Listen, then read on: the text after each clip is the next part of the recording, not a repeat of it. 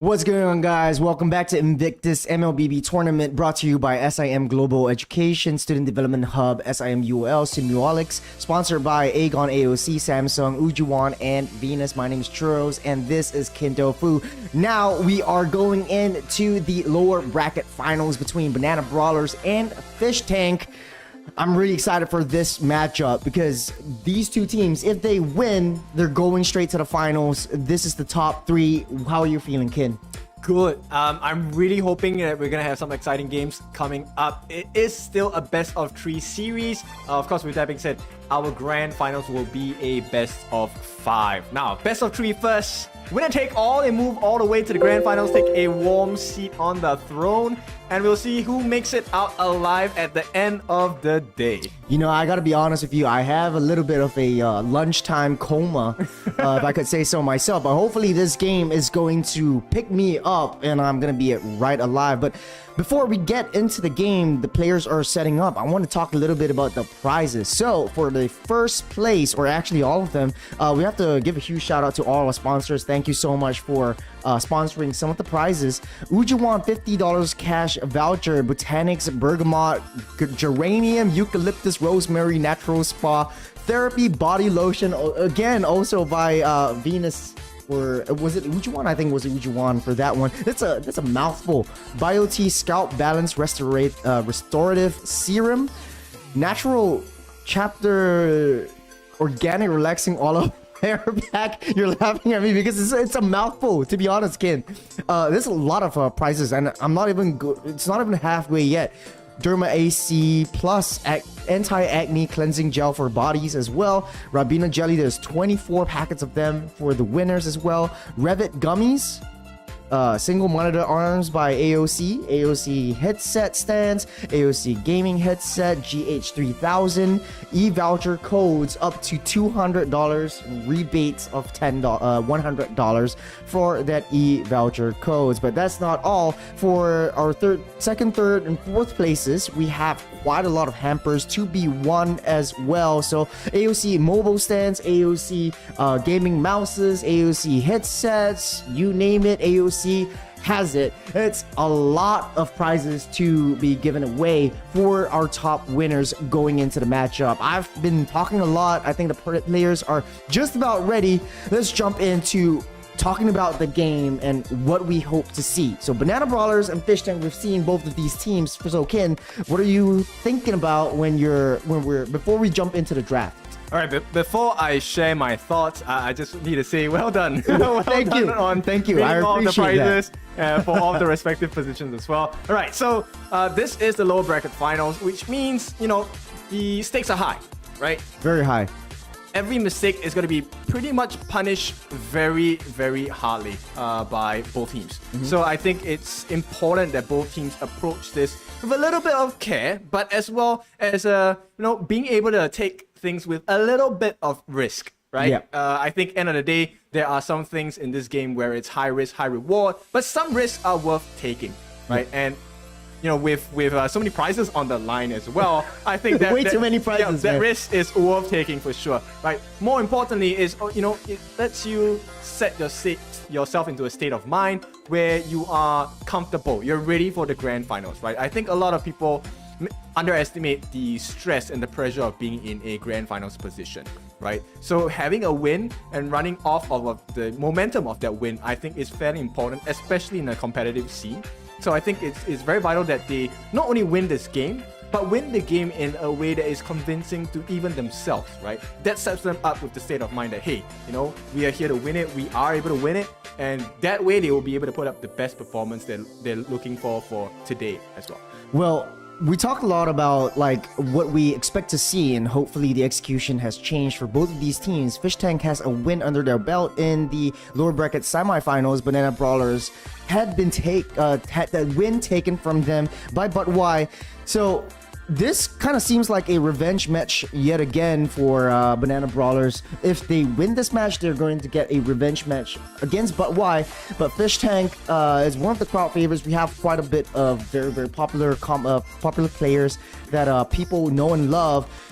in this team as well, judging by the play style, Frosty likes to play his assassin. Scylla likes to play that carry. But for Fish Tank, they're very, very hard hitting. They go in straight for a lot of crowd controls. They like that setups. They like to go for a all-out clash.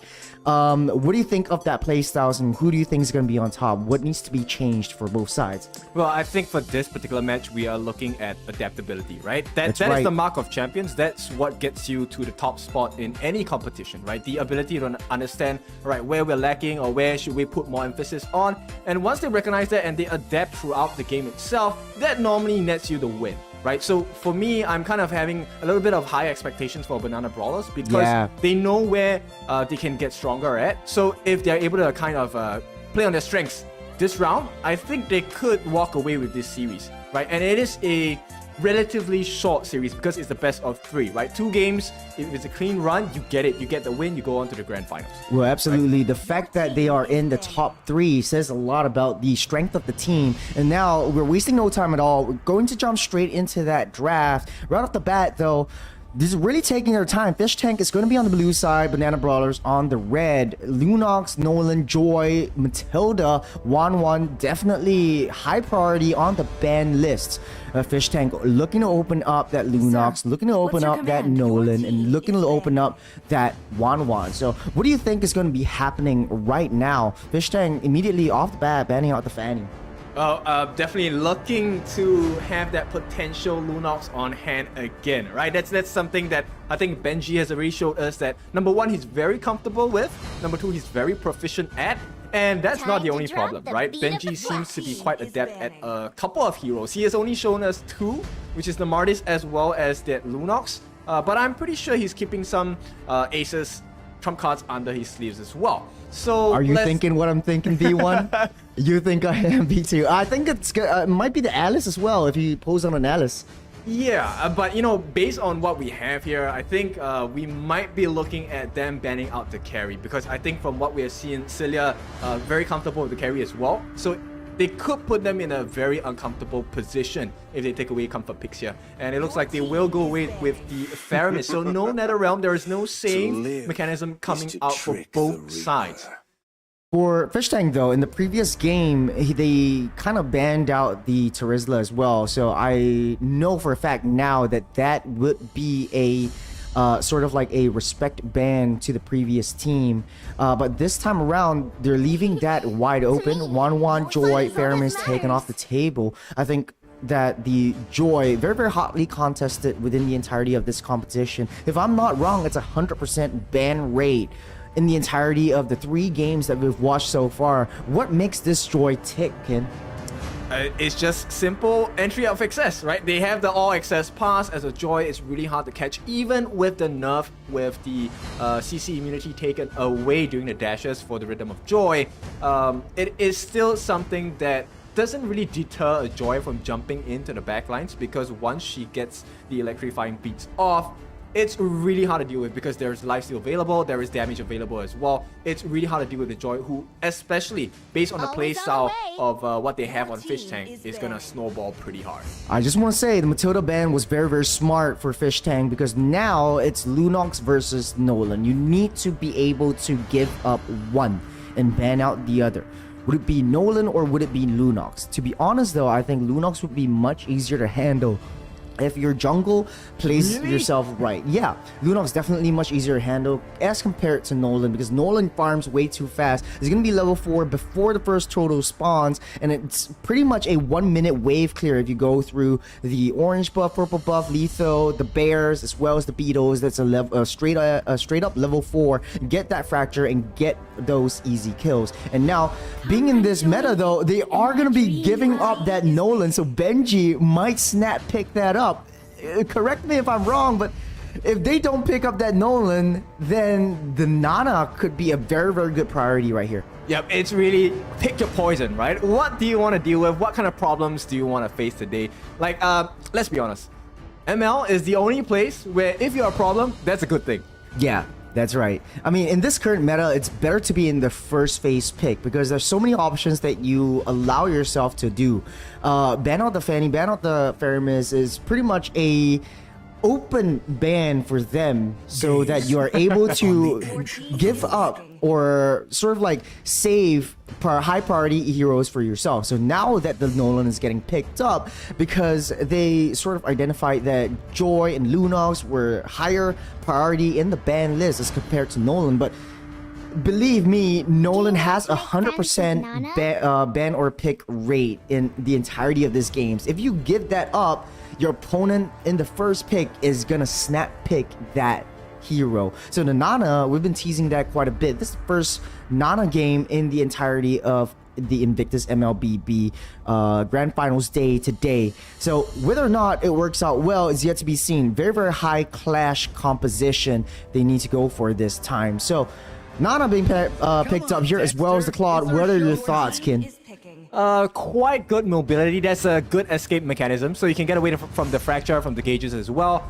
So I think, Claude definitely a very smart pick at this point. Also, they have the Nana, so with the Molina smooches, she will be able to get a CC down onto any of the members that are trying to dive. Right now, it looks like is an option, right, for the side of Fish Tank. Do we double down and go for more dive composition, or do we take it one step back and maybe have someone who has either an escape mechanism for the team or a better setup in terms of initiation? Well, knowing Fish Tank though, they might go for the straight up initiation. So this one, they're teasing the Arlot. It might be the Ruby or the Tigro as well, or Banana Brawlers might ban that out in the second phase. So the high priority pick will be that Arlot. So this time around, the Minotaur or the Tigro might get snap pick here. Very, very good combo with the Nana, especially the Tigro though. If you had hit an implosion, that's a stun on a stun onto a transform with the Molina's Blessing, and then the Blitz coming in. Yeah, very good combinations available. Now the only question is, can they get the setup? And this is an important part of the second ban phase, which is to get rid of the heroes that will kind of impair that combination ability. And that is why Diggy is banned out. No time journey, no reverse time, no alarm bombs. It kind of helps the laning phase for the side of the red team here. But more importantly, what is that follow-up ban that Fish Tank is going to have?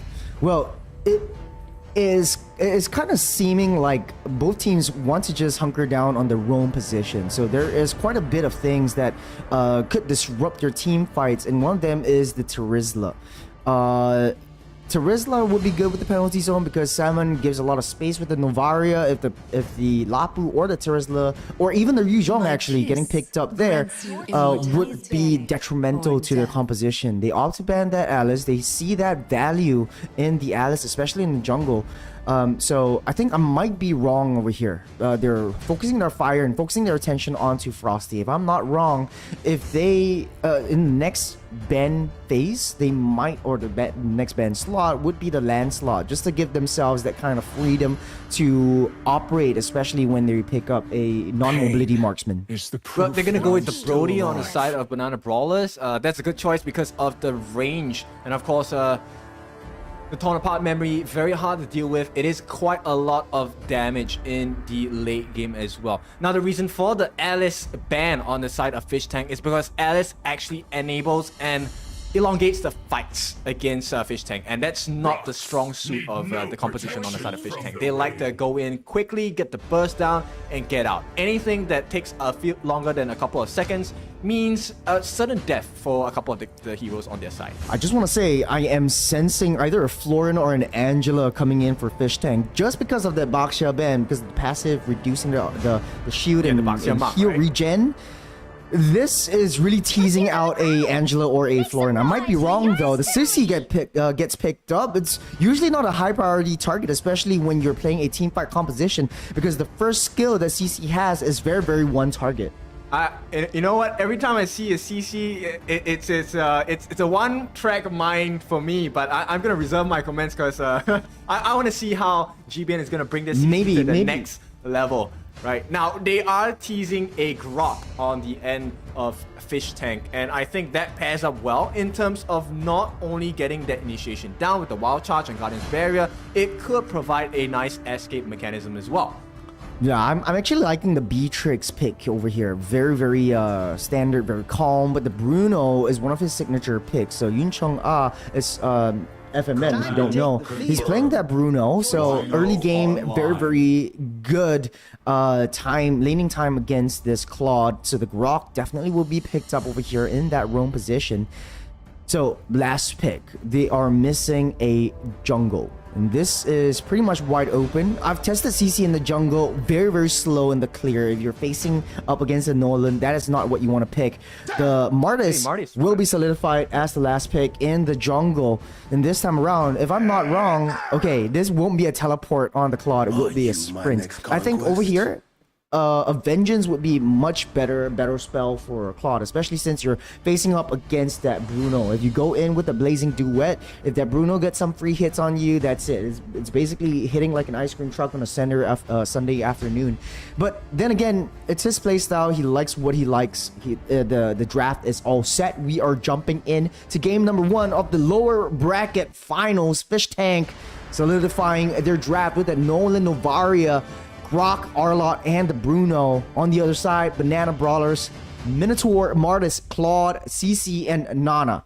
Very high clash composition. Ken, what are your thoughts? I think in terms of each particular lane, they are pretty much even in a sense. Frost and Benji, I think they're pretty even in terms of jungling speed, right? Marty's one of the fastest fighter jungler styles. So I think he should be able to match up with the speed of Benji. Now, it all falls towards how the roamers play on both of the teams. You can see here, Carex actually gets a glimpse of so many different members on the side of Banana Brawlers. That information is going to be vital for them to make a decision about the first rotation they're going to make.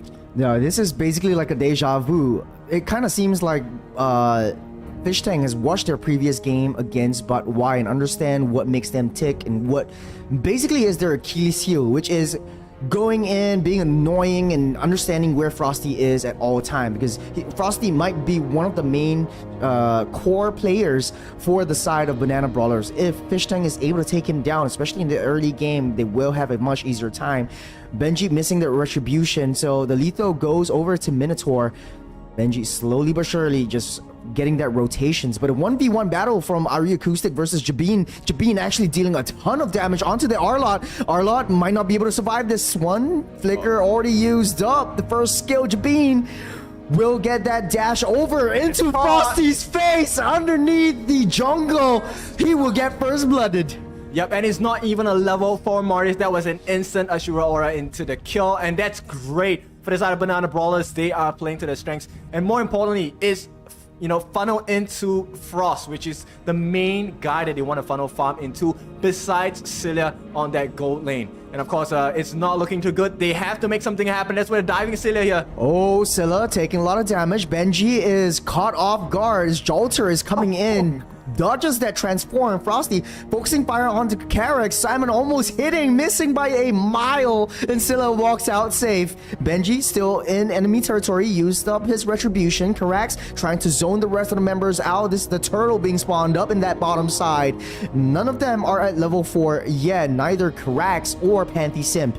Yeah, but this is a huge moment. The fact that Cilia didn't die, it's gonna have a huge impact in this first turtle, and we will see how they're gonna play this out. Banana Brawlers doing so well in the first part of this game, getting the first blood as well. They have to transition this into that objective. So, Turtle being pulled over. Benji, very risky play, getting jumped up, knocked up. Frosty as well will pop that retribution. Benji, a pixel of health left. He will not be able to commit onto that one. Frosty as well. He runs for the hills. Are you Acoustic? Gets transformed and gets out alive with all of his slashes and dashes. Yeah, the Vengeance doing so much work for this Arlott here, but he is going to be falling a little bit behind because this is going to be one free wave for the CC who's being played by Jabin here. So a much better performance this time. They know what's at stake. They have put up a better performance in the first 3 minutes of this game, but somehow Fish Tank still managing to hang on at this point. It is just the 1 kill going over to the red side, but it might translate to more. They need to look for more money and gold across the map as well as EXP. So far, it is still a slight EXP lead going to the end of Fish Tank. Well, Fish Tank still going in strong with the EXP, but the gold lead somewhat negligible in the 3-minute mark. They're looking at a lot of roam to roam kind of mirroring strategy. Look at that rotations, force that wild charge away from that skirmish. He does not want to engage, but look at Benji though. He finds Jolter, does not get that transform. He pops that Melina Blitz, he gets stunned up. That's it. Benji gets taken down with the Decimate. Frosty having a good early game so far. He walks onto the wrong side of the map. Yep, they wanted to pop Jolter's passive. They did, but at the cost of the jungler's life. So this is not a worthwhile trade for the side of Fish Tank. And they have to find something here or it's going to be even worse. The House is already built up by Yun Chong Ah, so that is going to be a first power spike. Oh, Frosty looking for a nice little hit. Panthy Sim taking tons of damage from that Novaria alone, but here comes Jolter with a quick rotation upwards. It's a 3v4 situation. Frosty does not want to commit. He knows that at any point, if he gets stunned up, Blazing Duet as well to knock up onto Yung Chung Ah, dealing a lot of damage though. Panthy Sim taking a lot of damage himself underneath that turret and backs off. Well, he does have the Heart's Claws at this point, and we all know that's one of the main power spike items for a Bruno, so that's why he's able to survive a little bit better. And right now, the saving grace for the side of Fish Tank is the fact that number one, they've got the second turtle of the game, and secondly is that he's able to get his hands on that Blade of Heptasis into his inventory, and that's gonna be that goes a long way into helping him get the damage down. Right now, there hasn't been particularly any strong setups from the side of Fish Tank, but we'll see, because right now it is Banana Brawlers who want to make the first move. Oh man, you're getting a taste of their own medicine in the early game. It's all about aggression. It's all about invade. And right now, oh, a nice wall charge onto 2. Benji takes a lot of damage from that blitz, but down goes 2 members from Banana Brawlers. Jolter is best, still staying up and alive, but a nice worthy trade from the Fish Tank members. Yep, so far it's still the KDAing the lead of Banana Brawlers, but in terms of gold, they are dead even. Scylla has to be careful. Carex doesn't have the wild charge at this point. He should be safe. But right now, it's a lot of attention on the gold lane. They want to shut this claw down hard. I think Yun Chong Ah having a very, very good game. 4,000 gold, that's around 600, 700 ahead of that Claude. And Claude does not have his first Trinity just as of yet, but the Berserker's Fury slowly and surely building up. I like the fact that he didn't build the boots at all, just focusing on that farm because he knows they're playing for that late game clash. Yep, it's paying off, right? He does have the EXP lead, so it doesn't play too much into a loss yet. But Fish Tank, they have to hold on to this slight EXP advantage that they have, because any moment, any small mistake, once they get caught out by Banana Brawlers, it's gonna swing entirely in their favor. It's a 2v4 situation up top on that gold lane. Panthy Sim holding on to that Minone Fury unskilled Chinese New Year, but a little bit too late. Fracture takes him out in the process, but Scylla taking tons of damage from Yun Chong Ah himself. That's a turret on that top lane lost. They're looking for a little bit more trades as Frosty takes down that mid lane tier 1. Yep, that was a 3-pronged attack there just to get rid of the tank. And for good reason and for good measure as well. They are rewarded with a third and final total of the game. This is going to swing the EXP even more into their favor. And you can see now it's going to be about map control. My goodness. Jolter falling low. Not sure whether he still has his passive or not. But at this point, it's about looking for stragglers here. They found one. The Vengeance is keeping Yun Chong Ah at bay. The first skill from Jabin is dealing tons of damage and keeping him up alive. That's a sliver of health. Won't be able to walk out, prance out, dance out, alive. The wild charge will lock him into place and gets taken out by Benji. Panthy Sim just one more hit away. The final slash will do the job. And Frosty spins out of the way just to get safe. And 2 members down for Banana Brawlers, and Fish Tank is looking strong in the mid game. 1k gold ahead. This is the biggest lead so far in this matchup. Yep, you know, for a 1k lead being oh no, the blitz onto Ari Acoustic, dealing tons of damage, but Frosty will not be able to escape the wrath. That is Benji. Yep, so they need to try and maintain this pressure on top of the Banana Brawlers. You can see Scylla actually got that Corrosion Cypher already. That's going to be the first of the trifecta Trinities that he is going to have his hands on. I'm not sure whether he has his DHS yet, but at this point, he has achieved a small power spike already 8 minutes in. Now, it is a 2,000 gold lead for the side of Fish Tank. And, you know, based on what's happening so far, the map is pretty much blue. Indeed, absolutely. Jabin struggling to just clear anyone out. And to be honest though, Cece is a good hero in a 1-to-1 matchup, but when you put her in a team fight, that's when CC struggles a little bit. He's already got that War X and Brute Force kind of combo itemization going on. The DHS already built up by that clock, so the damage is coming in. It's a 4v3 situation down at that bottom side. Jabin taking lots of damage, holding on to that Minoan Fury. Pantheon forces to use a flicker, gets out with a sliver. Oh man, they're coming in for the re-engage. Frosty taking a lot of damage, corrects with the conceal. The focusing fire onto Frosty. Benji taking another one for the team. The rest of the members of Banana Brawlers, they back off. They know that they can't fight this. Not on that first Lord Jolter! The passive popped up, trying to chase it down with a fracture, and takes another one for the team. Benji, he's not playing games. Yep, it was just one small chink of the armor and the floodgates were open. It is 3,000 gold and potentially a free Lord going to the side of Fish Tank. Right now, it is not looking good at all. But there is some hope, a glimmer of hope in the form of Scylla here, who is one item away from that Holy Trinity. He will be able to get a lot of damage down if he gets into the correct position itself. Yun Chung very, very far ahead. Already has 3 power spike items. Frosty stuck on that wall, but will be able to dash out to safety in the nick of time. But here comes the backup over on that backside. Find the right angle for that wraparound. But no, zoning the rest of the members out just for Yun Chung to get that turret down. The Lord marching up onto that top side. Arlott settling down that bottom side. So all lanes are pushing in sync. Well, they still have majority of their elements available on the side of Banana Brawlers. Hopefully, they can see where the angle is going to make sense for them here. G-Bean actually takes quite a lot of punishment as Benji's going to take that purple buff away for himself.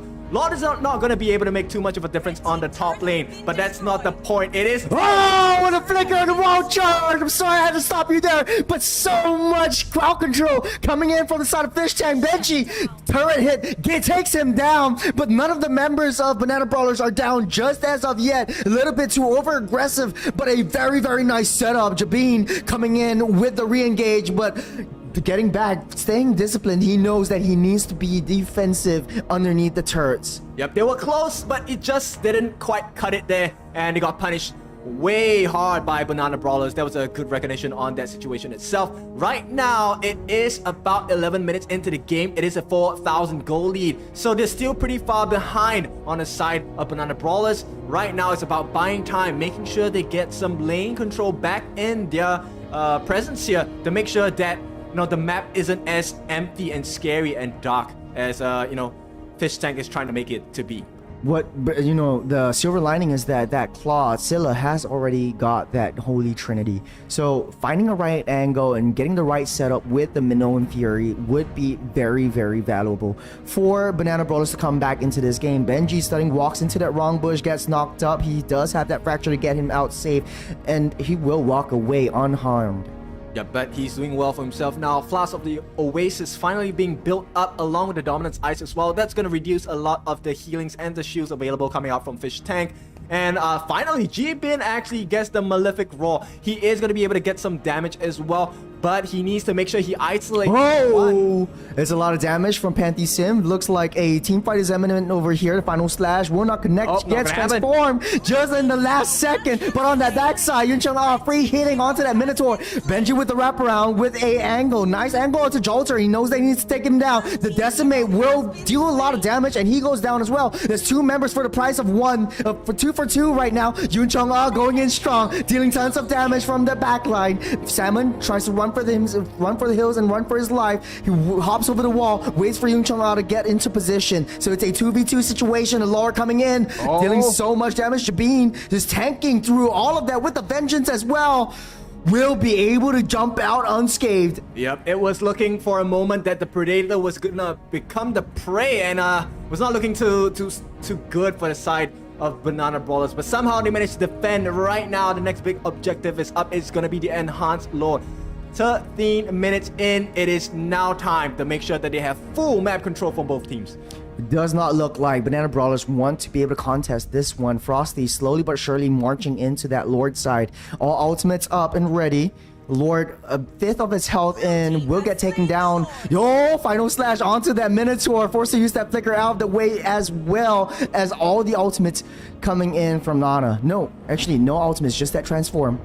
Yep, But- it's time for them to bunker down in the base right now. This is the first enhanced Lord of the game, so there will be a charge available for this Lord. So they need to be very careful about how they play this. They want to try and delay and hopefully stop the charge before it even happens. So right now, you can see the game plan for Fish Tank is extremely simple. Let's just starve them, get all of the farm that they are able to get. No jungle creeps whatsoever. Any stragglers will be picked off.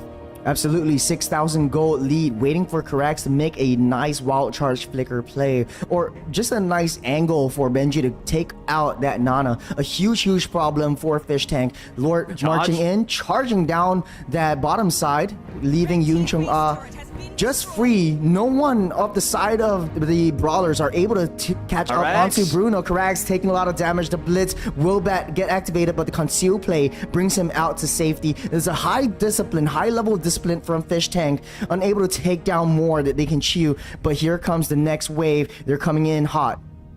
Yep, that's a very nice Astro Echo. Catches actually all of the different members here. They will have vision on them. Oh, That's a lot of damage. Minotaur with the fracture takes him out of the game. That's a 4v5 situation right now with a final slash, trying to get Nana out of the base, out of the safety of that base. And Jabin pops in harm's way, but jumps out. There's the beauty of CC. But in that late game, though, very dependent on that Minotaur, still taking lots of damage as well. Yep, Salmon here doing a lot of work for the team, making sure that this Claude is always less than half his health here. They are going to take that final tier 3. This means it's going to be a barren wasteland for the base of this side of Banana Brawlers. Let's take a look at the items right here. Potentially, I think it's a full evolution of itemization for the Bruno as well. Yong Chun he will have his Wind of Nature available as well.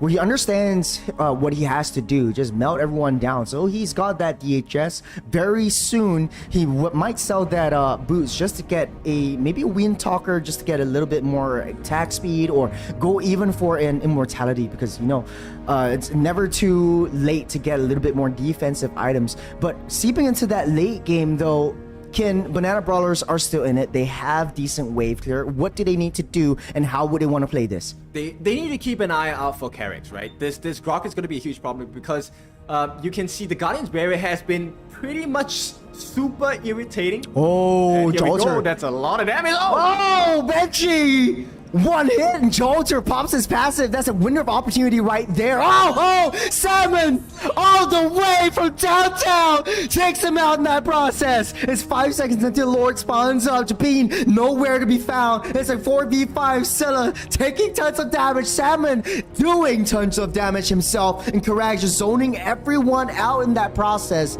There's nothing they can do. A free and easy Lord for Fish Tank. Yep, well, they still have some time. Their next creep wave is not going to spawn for a couple of seconds more, so Jibin will be able to make it out before the Lord starts touching the base. Right now, it's just about... Oh, Sella will be able to survive with the Blazing Duet, healing himself up to full health, but he will need to get that defense down. The rest of the team still has their ultimates, just saving it for Christmas. Bruno targeting onto that base is wide open. You need to get someone to set that up. That is that Minotaur. He does not have the ultimate. No Minotaur Fury just as of yet. G-Bean doing a good job zoning everyone out. No final slash for Aryu Acoustic. He gets taken down by Frosty. The defense is eminent right now. A lot of damage being dealt by Salmon from that back line. There's one member down, and the rest of Fish Tank, they back off. A successful defense from Banana Brawlers. For some of them, first time in this competition, they're playing at such a high level.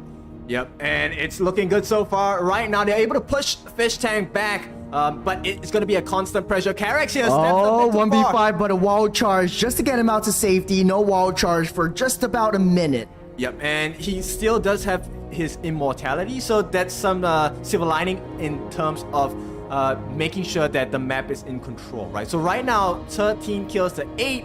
It is a 7k gold lead, but at this point, we're hitting the late game itemization. It doesn't really matter about the gold lead anymore. It's really about the item switching, right? So right now, 88 seconds. This next Lord is going to make or break. That's going to be the tipping point for both teams. So right now, it's really understanding which ultimates are up, which battle spells are on cooldown. These will decide the fights in the next few skirmishes. For Minotaur, there's a lot of pressure. You really need to find the right angle and the position to just crowd control as many members of Fish Tank as possible. Correct. Coming in with the wall charge directly onto Jolter. No follow-up right there. No ultimates as of now, but the damage coming through from Salmon is starting to show. This is the late game Novaria that we're talking about. It's a free, easy orange buff.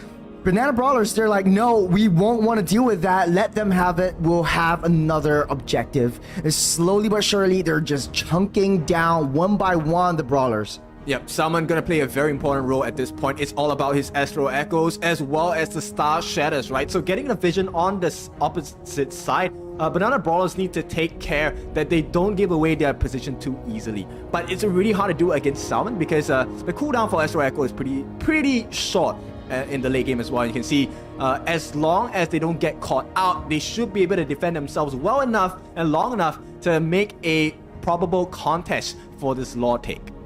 They're playing a 3-2 kind of composition. Yep, Magic where Sentry is just protecting this Bruno. It's the main win condition right now. Jabin the almost getting a collapse. Barrier. Oh, that's a 5-man collapse. No more final slash though. The rest of the members are brawlers. They know where they are. They stood in that wrong bush. No backup. They have to go back and defend against that base. The minions are punching through into that throne. Another easy lord for Fish Tank. Yep, that was a smart play by character that got him barrier. Once again, locks up the minnow, but this time the minnow will be able to use the Stomp on the Despair to jump out. Now, it is crunch time for the side of Banana Brawlers. This next Lord is going to be extremely strong. Frost maybe getting punched out here. Guardian's Barrier once again getting caught. Oh, Karax, very good job in zoning the members of Banana Brawlers out of their own jungle. Slowly but surely, the gold lead is extending towards Fish Tank's favor. Now, it's almost 10k gold for them, and that's full item plus a couple of defensive items as a backup. And right now, Lord slowly marching in. 3 lanes are pushing through. They need to find a right angle for that wall charge conceal play coming in. Panty Sin stops them in their tracks. Minoan Fury pushes everyone out. The Blitz deals a lot of damage, but not enough with the final slash. And a Flicker tries to pull everyone back out. Wall charge actually used up, getting into that back line. But Yungcha and Salmon still untouched, virtually untouched, still dealing a lot of damage with a Blazing Duet. No BMI to get him out safe just as of yet. Frosty trying his best to push everyone out of the way. No more immortality for him. And oh man, Bruno just free hitting on that backside. The Blitz will take him out, and the Lethal Ignition will do that job. One more hit, and there we go. Passive is being popped by Nana. Oh, but they can't do it. They can't do it. No, they can't do it. Of attrition, they can't do it. They're gonna get some nice hits in terms of the Star Shatter, but they will not be able to do it now. That's 11 seconds, 10 seconds before their minnow is going to be out. There will be some significant defense available as well. More importantly, they're trying to buy time for Scylla to come out as well. He is out for another 25 seconds or so, which means we're going into a reset. This time, they need to be a bit more clinical on the side of Fish Tank, because if they don't, they will get bitten back. So it's a full build for Nana. You got the glowing wand as well as the lightning truncheon. So a lot of damage from one blitz alone. And if you get transform, that's a very tough short 3 seconds that you're gonna have being, I would say, immobilized in that sense. This claw though, so does Boost get that Wind Talker just for a little bit more attack speed on that Blazing Duet. And Novaria has that enchanted talisman, so he's gonna be just shooting those astral projections as and when he wants. It's a very slow game as of this point. 22 minutes in. It's one of the longest games that we've seen today. They really want to get all of their buffs. Yep. These are some of the objectives that Banana Brawlers need to take to be able to stay afloat in this game. 4k gold behind, but this doesn't mean they're out of the woods just yet. Just so you know, Ken, you know that Fish Tank, they actually got into the lower brackets because they were a little bit too aggressive. They always win out in the early game, but they were a little bit too aggressive. They have to learn from their mistake. Now, wait for that Lord, wait for the Lord fight to come imminent, wait for Karax to make a nice setup. Yep, this is going to be the most honest fight they're going to have. Both teams have all of their battle spells. Both teams have all of their automates as well. This is going to make the mark. This decides who is the better team. There's Frosty taking a lot of damage on that front side. No more final slash for Acoustic. The rest of the team of Brawlers, they're jumping back. Lord being reset. Frosty has a nice angle onto that Lord. Benji chowing down that Lord. It's really fast. Jabin tries to find another angle to try to get down Bruno, but okay, nice stun up, knock up from Acoustic. Nice final slash onto 2 members, but no follow-up whatsoever. Lord gets another reset, but the longer this fight goes, it might go into the favor of Fish Tank. Jolter is still not in the picture as of now. You're waiting for that Nana to get into position so that that blitz will be in handy. So Nana already in the base. Fish Tank knows this. Yeah, he has to go back. There is no option for them now. The map is under the full control of Fish Tank here, and you can see they're looking for that chink in the armor here. Conceal play coming in strong, but no commitment onto any of these team fights. They need Nana to be able to deal that damage, but that Lord quickly, surely chunking down. Starting it off is that Bruno. For Brawlers though, they really need to find an angle onto the Bruno. The Blitz already used up the transform as well. Acoustic runs for the hills, but his only job is just to zone the rest of the members of the Brawlers out. Lord gets another reset. That's a 4th reset in a row. Frosty a little bit too close for comfort into enemy territory. Gets stunned up. The wall charge onto the Minotaur. Minotaur Fury. Oh, there's a huge jump onto that backline, but Ari Acoustic taking a little bit too much. The Decimate onto him takes him down. Benji caught out in the middle, gets trapped out like an Oreo, and the rest of the 3 other members of Fish Tank, they don't want to play this fight. Scylla doing tons of damage onto this Bruno alone. He has the immortality just to keep him up, but Sama takes his immortality down. Scylla dealing tons of damage as well as healing everything back up. That's a free Lord, but they have to watch for their base. Look at the minions though, just marching all the way in. Salmon, will he be able to do it? No, he gets blocked up. It might have been a Lord steal from Salmon, a little bit too fast, too soon. Yep, they buy themselves another lifeline here. It is the 25-minute mark, so it is super late game at this point. I think they were very patient, so that was a very good trade by the side of Banana Brawlers to understand that there is a potential of a mistake from Fish Tank, and that's where they pounce. So very opportunistic hunters here, and one more time, they just have to win a big fight once more. They will be able to get that full turnaround. Right now, this is the toughest situation to be in. The base is barren, they are behind on kills, they are finally leading in goal. So this is the time to step up and get the win here. Fish Tank could very well go for a backdoor play, so CC has to manage that bottom side wave. Play a 4-1 kind of composition, try to protect Scylla as much as possible because Scylla is starting to hurt. He's actually sold that immortality, got back that Windtalker so that he's able to just chow down on any one of the members of Fish Tank, and this looks like a very dicey situation for both sides. This looks like a Lord that's going to be lost. Their objective is just take down all these tier 2 turrets and then slowly push that in. They can't afford to be aggressive. Yep, they don't want to overstep their boundaries at this point. Lord is going to get rid of that tier 2 on the top, and this is a good situation to be in on the side of Banana Brawlers if they play this right. Ashura are not going to catch out anyone at this point.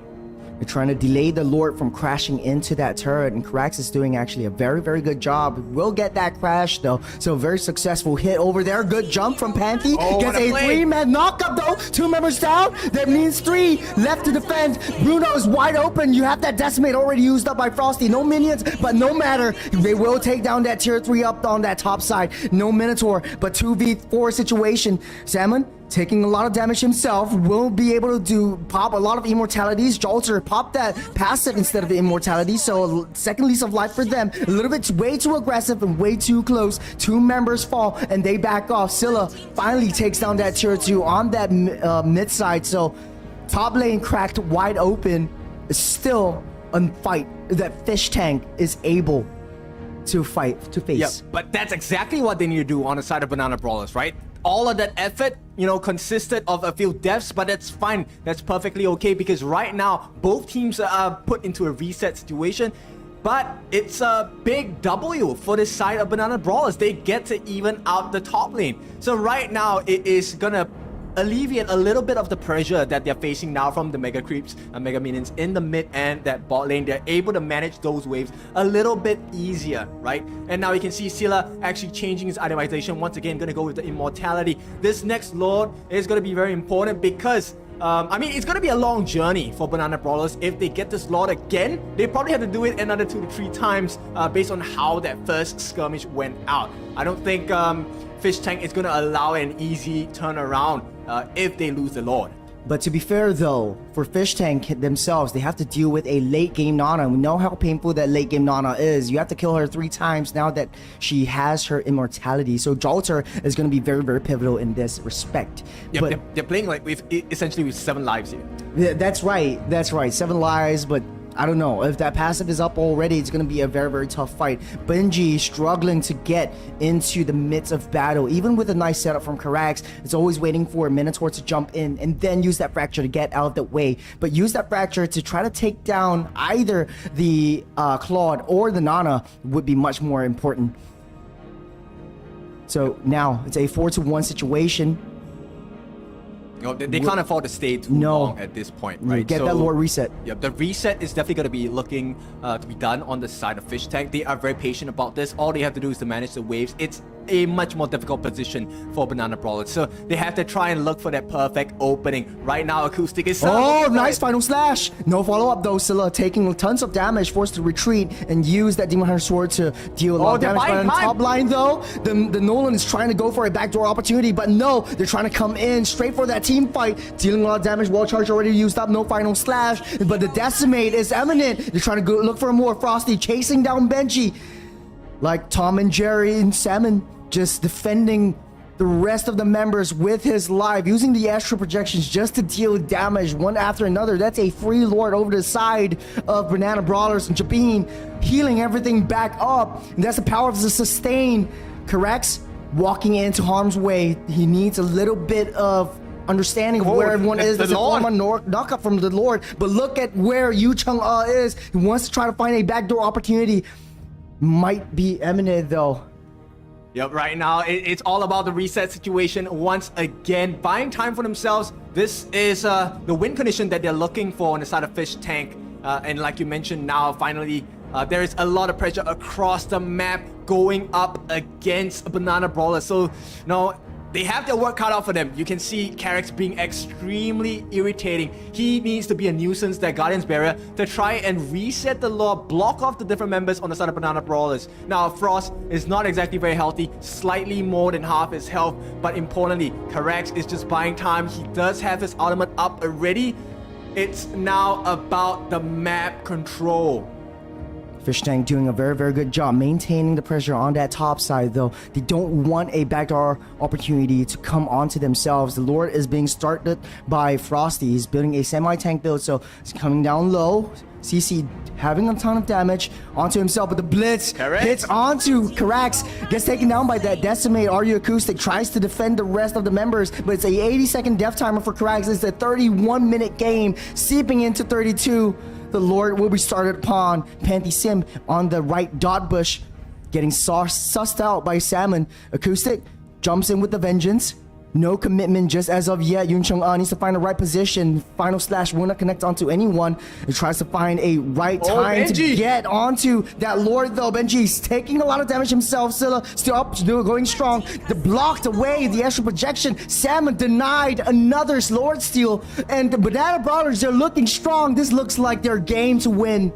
Yep, lifeline secured once again. They did it once. Successfully, they got that top lane tier 3 in their favor. Now let's see if they can do it again. Rinse and repeat. Maybe looking like getting the remaining 2 tier 3s.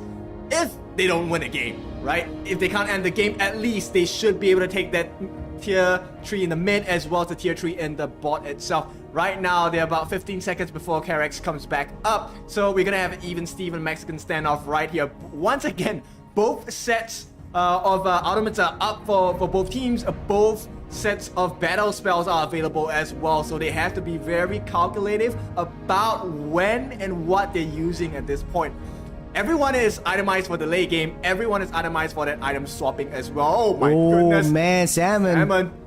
Still doing a lot of damage and trying to force everyone back, but the sustain coming in from the Minotaur himself is able to heal Scylla back up along with the DHS. So sustain will not be a problem. Benji taking so much damage. The throne will be the main target, getting transformed as well. Correct, going low, does not have that immortality. Trying their Fish Tank's trying their best to take that Lord down, but G-Bean going straight to the backline, finally taking Benji down. It's 81-second death timer. Final slash onto 2 members. The rest of the members of Brawlers are going back. They're trying to get their aggression onto the throne, and there we have it, a very late game draft.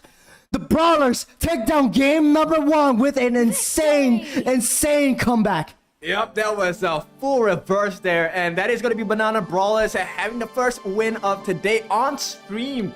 And you know, what a way to do it against the likes of Fish Tank, which honestly arguably gonna be one of the tougher teams they have to face today. Yeah. That was a beautiful one. Very good patience that they showed, right? A good understanding of the Lord. And, you know, the fact that they made it so chaotic at the end. In most cases, you know, most of the team will kind of make it, they try to make it clean where it's like, okay, let's go for the base, everyone. But they messed the minds of Fish Tank. And instead of allowing them to clear the creep waves, they got the kills instead. So they didn't allow the potential of the backdoor protection coming out from the side of Fish Tank. Absolutely. I mean, I gotta say that Salmon actually played a heck of a game. 3-0 and 14. But at the end of the day, though, the turrets win games. There's a lot of mistakes being made by Fish Tank, especially when you have a R-Lot. You're always forced to jump in. You can't jump back out. There's no safety mechanism for that R-Lot except for your flicker, but he's always trying to find a right hit. So if nothing ventured, nothing gained, always finding the right final slash. But at the end of the day, uber late game Nana and uber late game Claude is almost impossible to take down. You have to take down basically Jolter 3 times with the passive, with the immortality. Yeah, man, I mean, it's a hard game. It's unfair. 33-minute game, longest this time around. We'll see if the next game would beat this high score. Yeah, but that's also why you ban out the Nana, right? So as the players kind of reset their minds, get ready for the second game in this best of 3 set. I think one of the things that I'm really surprised is actually G-Bin. Yeah. G-Bin with the CC. Okay, let's be honest. I think CC in terms of her kit, it's not exactly the most optimized in-game. Yeah, I actually do agree with you. Like, yeah, this is the 1v1 monster though. Yeah, but the way that G-Bin actually, you know, made use of the CC was really impeccable because he actually chased the tanks away. So he was actually chasing the other way. And without that perfect final slash setup, it was really difficult for Fish Tank to get the perfect initiation. Benji had no openings. There was no entry. And Benji got punished time and time again simply because G-Bin with the CC made it life so difficult for Acoustic. So as the EXP laner couldn't find the angle for his jungler, the jungler was rendered mute at that point. Yeah, I mean, I have to agree with you. Absolutely, they knew their power spikes, and that's the reason why they're in the top 3. 1 game away from going into the grand finals and having a revenge match against But Why. But let's talk about the other side, the losing team, Fish Tank. They still are in the game. There's still 2 more matches. It's a best of 3. Maybe the first game, they're testing things out, going a little bit slow. Sure, they made some mistakes in the later stage of the game, which is very costly, especially when the death timers are up like 80 seconds or so. But what do you think they should do? I don't think it's a draft problem because everything was down to the T. It's all down to the execution. It's all down to the over aggression that we talked about in the midst of the game. I think they were a bit fearful of making the mistakes, which then led to them making the mistakes, which is kind of ironic. But it doesn't matter. At this point, I think this, like I said, is the mark of champions. It's about adaptability, right? Yeah. So let bygones be bygones. Even if it's a loss, as long as you understand why that loss happened and you don't make that mistake in the following games, it should be fine. So right now, I think mentally it is much better for the side of Banana Brawlers, right? Having the lead always puts you at ease because you have that cushion of losing the 1 game even if it doesn't work out for you. Right. But of course, in the perfect world, in their ideal scenario, they'll be looking for a clean 2-0. As we have seen, I think all the games we have had so today far were all 2-0s. So if stats don't lie, Banana Brawlers should have this in the bag. Yeah, it's yet to be seen. We'll have to wait for the final game. So Remember I was saying I had a food coma? This game actually woke me up, and especially in that late game. It was so much impactful. A lot of like very close moments, huge misplay opportunities, huge play opportunities as well coming in from both sides, and I'm really excited about the second match. So, second match, what is your take on these two? Well, I think they will still go with the regular bans they have done as well. I think Lunox is still a must ban from the side of Banana Brawlers. Adding with the fact that this time it is going to be Fish Tank who is first pick. So, wait, was it Fish Tank that was Fish Tank is first pick. So I think Fish Tank now would be second pick. Oh, okay. So yeah, Banana Fish Tank Brawlers will first. definitely want to try and reserve that Lunox for himself, right? But we have not seen anyone that's able to showcase Lunox yet on any other team today. I think Fish Tank is the only team that has showcased. That's right. Benji only had the Lunox one time. So it is potentially a risk if they allow the Lunox to be out. So you know what? I'm going to retract my statement. I think Lunox is a instant ban for both sides. I think it's a threat that they cannot ignore. Right? Actually, I would say that Nana would have been a better priority target for either of these teams. Because if you want to play a teamfight composition, very teamfight heavy composition, and you wait till the uber late game, that's when Nana will shine. Very good scaling, especially with that magic penetration and the magic damage that Nana deals onto their enemies. But then again, a 30-minute match, no one could have predicted this. Yeah, you know, once it hits past 20-minute timer, it really becomes anyone's game. So I think props to Banana Brawlers because it's really difficult to maintain your composure in a 30-minute game with the stakes being like, hey, you're gonna be knocked out. So right now, I feel personally in terms of the draft, they should be more confident. And this is really one of the times I think most teams that compete normally have a couple of trump cards in their sleeves, right under their sleeves. So I think this is the time to kind of pull out a couple of stops, pull out the secret strategies, and I believe they do have them. So I think Banana Brawlers will take out a secret strat that they have been practicing, and we'll see if that is going to be the winning condition that takes them over to the Grand Finals throne. I have to agree with you 100% because it's like, don't care about the next game because you might never make it to the next game. And this one, just win this game. And Banana Brawlers, they should have a very positive mindset going into the second game.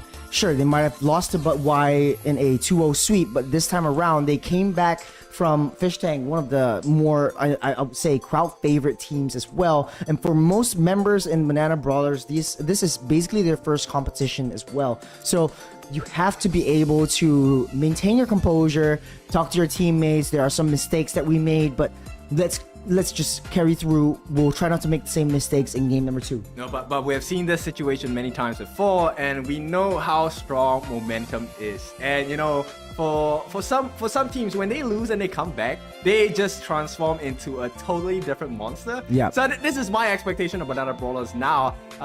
Simply because, but why is it in? Are they in the Grand Finals already?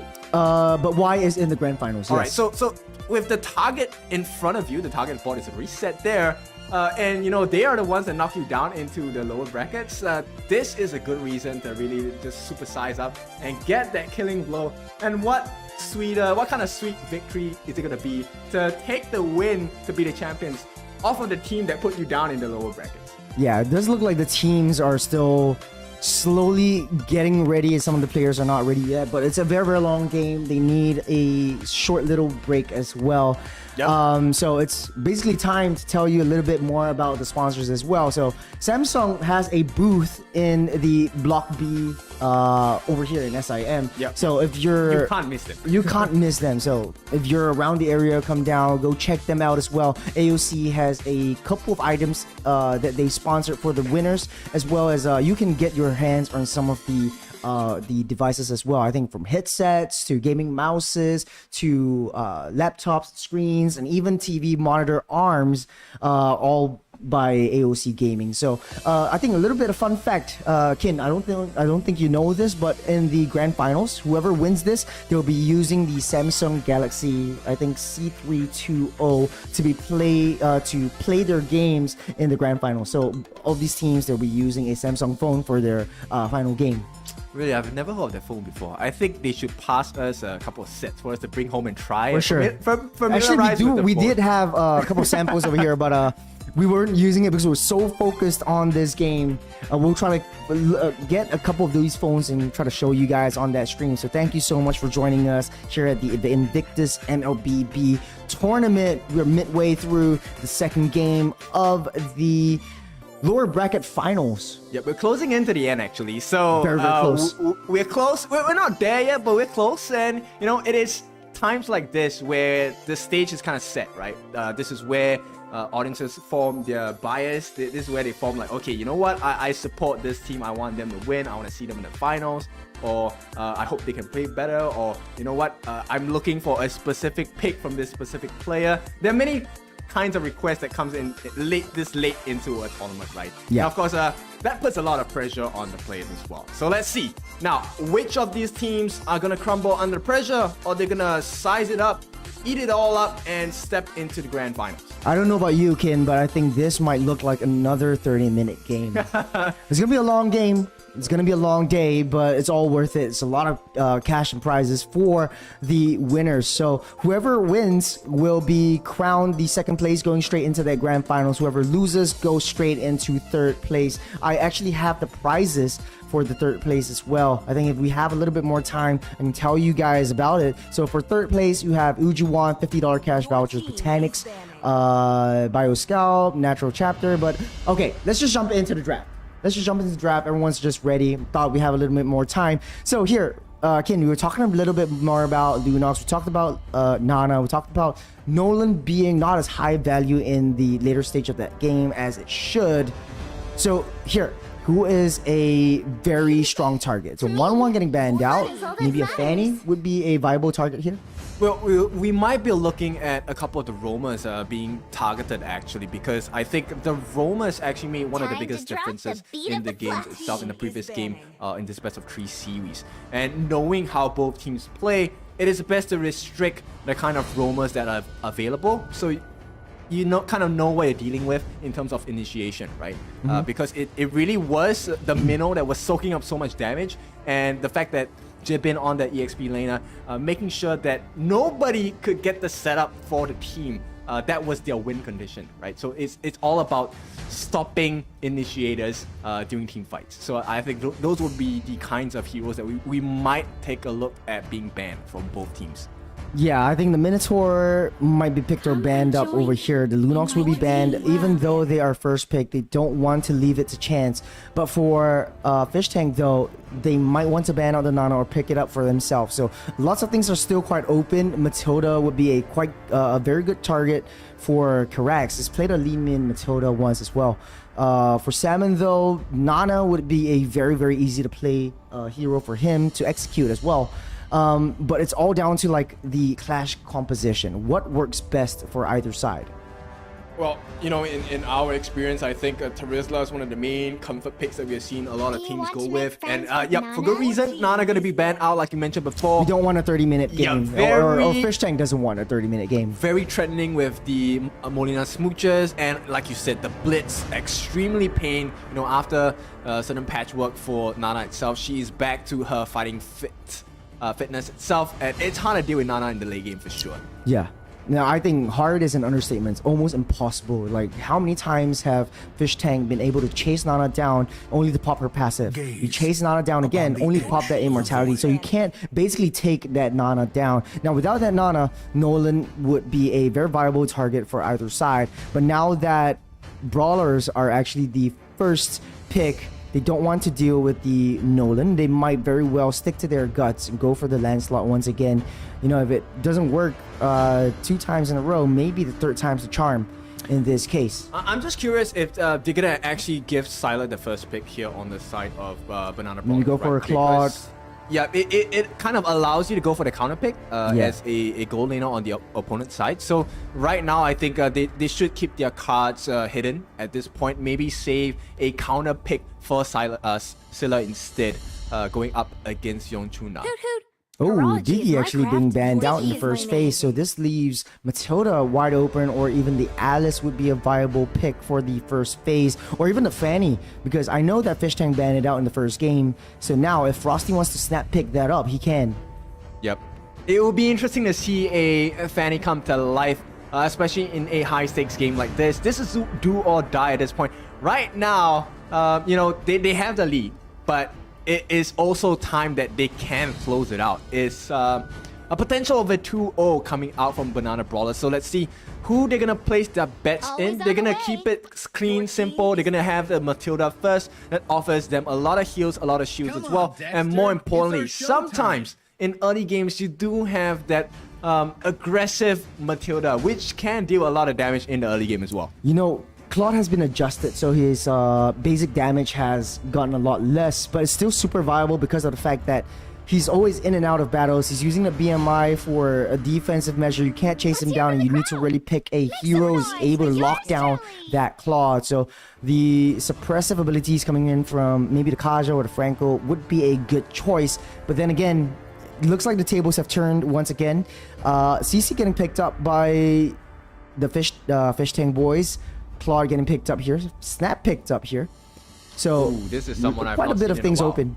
Yep.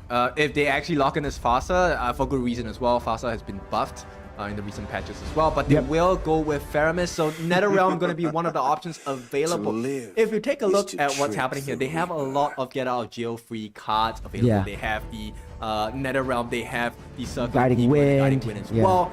And it's all pretty hard to deal with, especially when you have a lineup such that has such good initiation. You have Shadow Stampede, which allows you to pull them back into you. You have Jibin on Arlet, who we know is very comfortable being in sticky situations like this, right? And Arlet loves to be stuck in the middle of enemy heroes because he gets the life steal from the Vengeance. Once in the perfect position, he can get that very, very sweet final slash, which will change fights. Yeah, well, okay. So Fish Tank actually picking up all the heroes that Brawlers have used in the previous game because I think they see value in that lineup. But then again, Salmon, still quite a bit of things open. They could pick up the Valentina for themselves, get another realm, or Salmon could go for another approach and look at it in a different perspective where he could snap pick up a Law E, because I think their version and the positioning, the places where you start and engage is very important for Fish Tank. So Loi or Valentina, I'm just throwing my hat out there. If they ban out the Valentina, then Salmon might sit on that Loi. I didn't cure the pain. Interesting. They are going to ban out the Valentina. Yep, they are concerned about the IMU sealing away the final slash as well as the NetherRealm. Two very, very important ultimates that can be stolen. So there's a very good ban coming out from the side of Banana Brawlers. Let's see what the final ban is going to be on the side of a Fish Tank. Right now, they have quite a bit of tankiness and beefiness on their side. They have the Minnow, they have CC, who is quite tanky if she chooses to go into the full tank build. I'm assuming that it is going to be a full tank build just by the fact that she has taken the Vengeance as well as the Battle Spell for this period of time. It's not finalized yet, but we'll see, right? What kind of problems do they not want to face up against? Because I think in terms of entry points, Jibin is going to have a fun time entering the backline of Fish Tank. So they want to deal with Brody because I think virtually it is going to be quite hard to touch the gold laner on the side of Banana Brawlers. Yeah, I think it's all down to like, let's protect the marksman. And for Yuncheng, it's more of like, what heroes do I not want to face so that I have an easier time in my lane? Bruno, Brody, definitely one of them, because you're very, very squishy, you're very, very glass cannon like in the early game. You really need to buy your time, build up your Holy Trinity, and then come into the midst of battles. So they're banning out the Martyrs because they're cycling themselves up to face up against a lineup that they themselves previously had.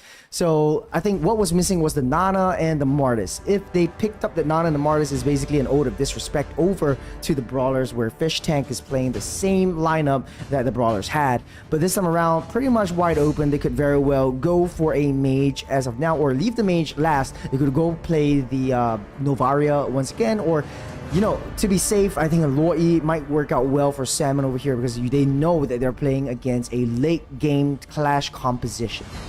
No, I like the fact that they're kind of being put in a corner here, because right now, if they pick up the jungler for Benji first, Frost gets to counter pick straight away. That's right. So looks like they want to place their bets on the mid lane instead, and somebody will go with the Lilia.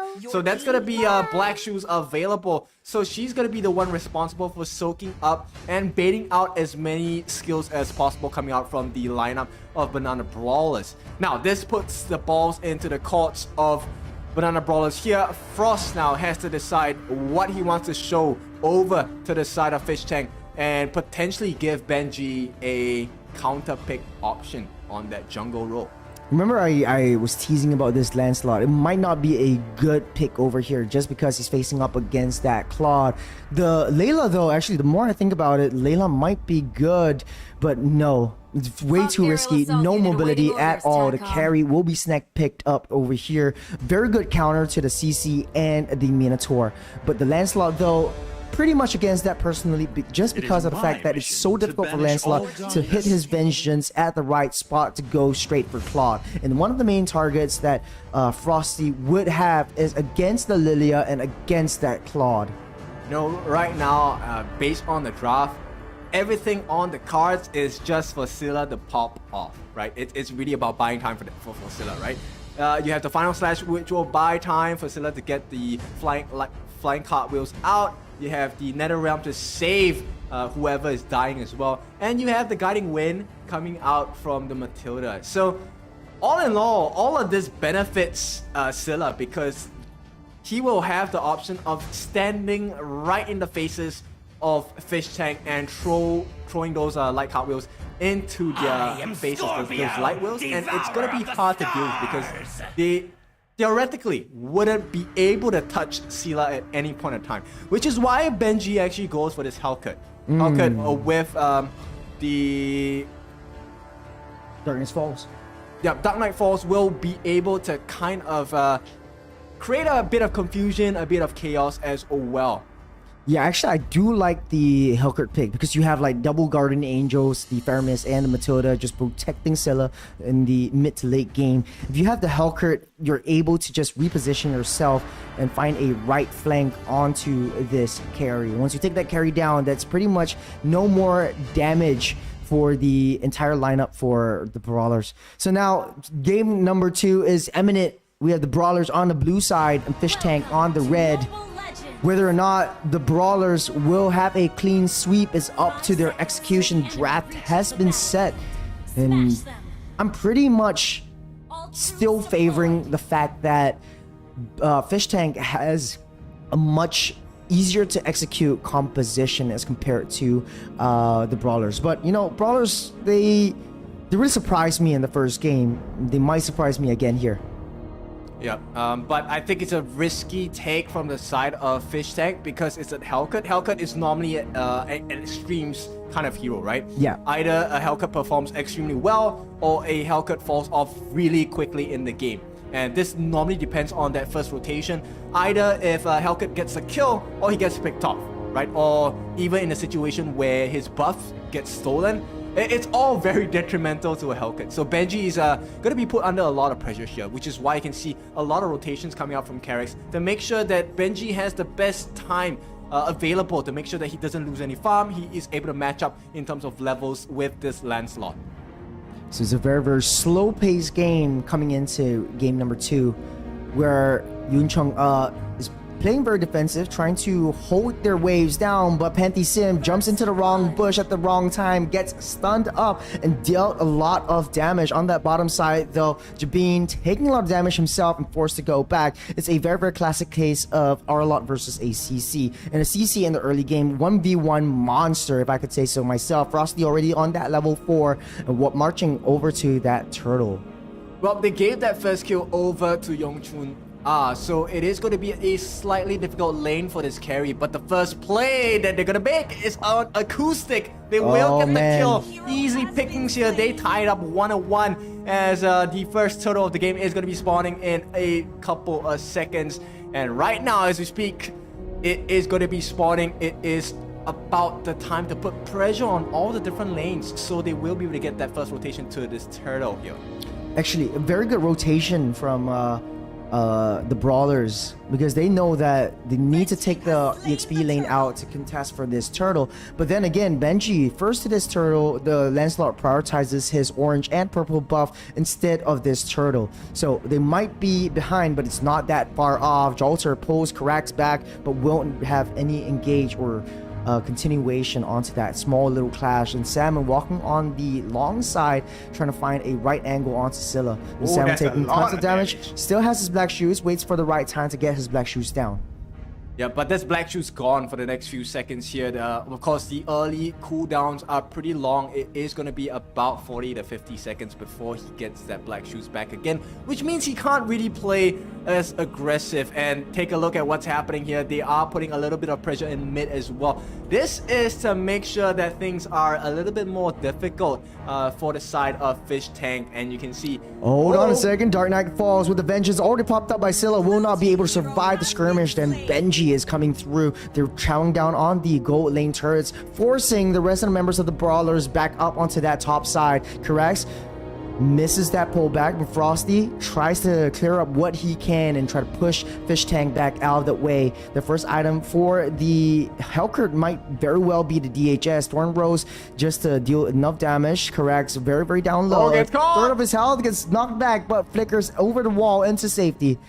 Well, he had to put a flick. And once again, that rotation by Salmon achieving such a strong result. Are You Acoustic gonna get the kill as well? Now, this is gonna be a lot of gold plating taken away from this bot lane EXP side of the Banana Brawlers. And not a good situation to be in, because right now it's about 14 seconds before that second turtle of the game spawns. But they're not gonna be able to deal with it. Because the EXP laner on the side of Banana Brawlers has to clear that wave on the bot lane. This looks like a very, very passive Fish Tank, and they know that they want to go straight for these objectives. And they've been winning out in the early games for pretty much the entirety of all their matches and all of their series today. But this time around, they understand that the Brawlers are able to overcome and have that magic of team fights. Remember, we talked about like small little glimpses of victory, small little understanding of all these power spikes that enable Brawlers to come back into team fights. Yep, and as you can see now, map control is of importance here. Are You Acoustic actually catches a glimpse of that Matilda as well, so he will back off a little bit. That is kind of a miss from the side of Banana Brawlers, but all is not lost, because look at this. Benji, is he the one getting caught out actually? That a round will be popped. Actually, Nether Realm is a very, very quick Nether Realm right there. The re-engage. Minoan Fury will not connect onto anyone. Just in the nick of time, the Nether Realm gave him a little bit of an invulnerability to prevent him from getting knocked up. But then again, taking a little itemizations. Hold on a second right here. Yuncheng taking a lot of damage with the final slash as well by Jabin. There's a 4v1 clash and collapse onto this Arla. Yuncheng will pick up that kill.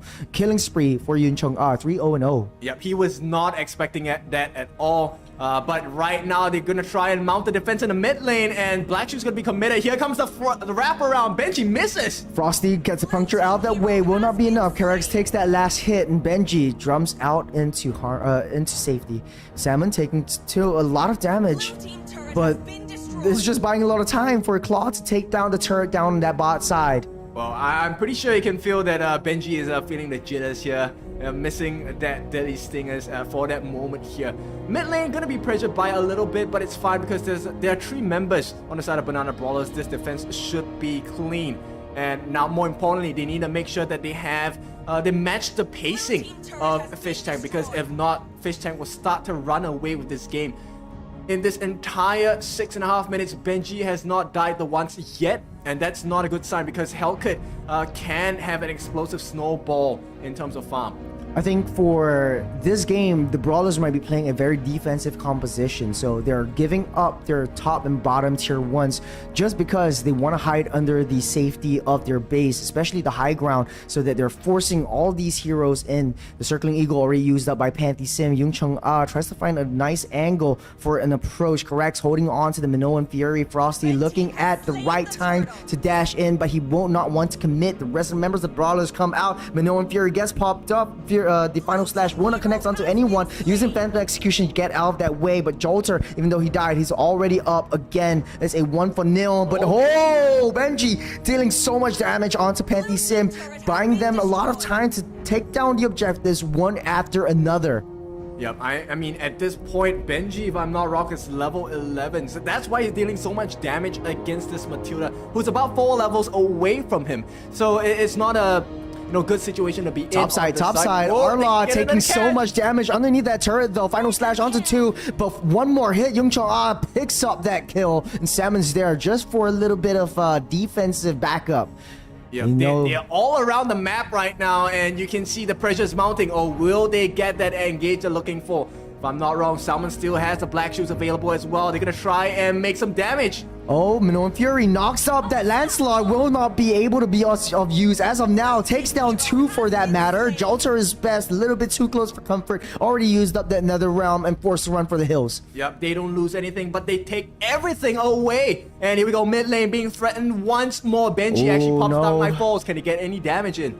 Final slash already used up as well. Salmon with a little bit of a shield coming in with the black shoes, pushing him back and saving him just for a little bit. And all this time, 8k gold lead favoring the side of Fish Tank. Yun Chung is not playing around. He's 5-0-1, and this is that Claude. This is his signature hero. Already built up that Holy Trinity as we speak. 8 minutes, 30 seconds into the game. It's a very, very scary Claude moving into that first Lord. Yep, he's about 7,000 gold. So that's twice some of the members on the side of the Banana Brawlers here. And of course, you can see Carry is keeping up slightly, but he's going for the full tank build. He needs his teammates to match up in his farm as well to be able to mount that defense. Right now, any kill is going to be good for the side of Banana Brawlers. Yeah, absolutely. I mean, Karax, though, has been made lots of great attempts at defending his teammates. And that's an easy Lord. Benji took that one without his retribution whatsoever. So the Dark Knight Fall is actually making a ton of difference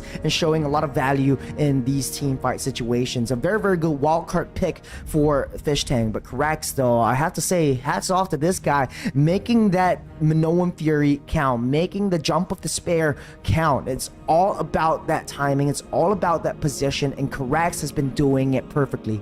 Yep, quick predictions here. This is the timing for Benji. If Benji gets the perfect Dark Knight Fall setup, this could be the end of the game. Now, the Lord marches down in the mid. I don't think they're going to really commit to this at this point. This Lord is still the first Lord of the game, so they won't overcommit. It's a risk at this point. It's about taking structures down. It's doing structural damage. They will get a couple of licks in the mid, but they will get more on the board as well. Successful defense by the side of Banana Brawlers at this point, but the pressure is not over yet. It's mounting up. Mid lane minions are marching in. No more Minoan Fury, but Karax finding the right target, but he gets taken down underneath the turret, though. The rest of the members, they focus their fire onto that turret, but they're collapsing in onto Scylla. They want to take him down. Jolter falls instead. And the bottom side turret is wide open for the taking too. The Thorn Rose will keep Frosty out safe and alive, and so the heals from the Matilda's Guiding Wind will be as well. A lot of damage being dealt by Acoustic. The CC coming in strong with the Ventures to save himself just for a little bit, and just like that,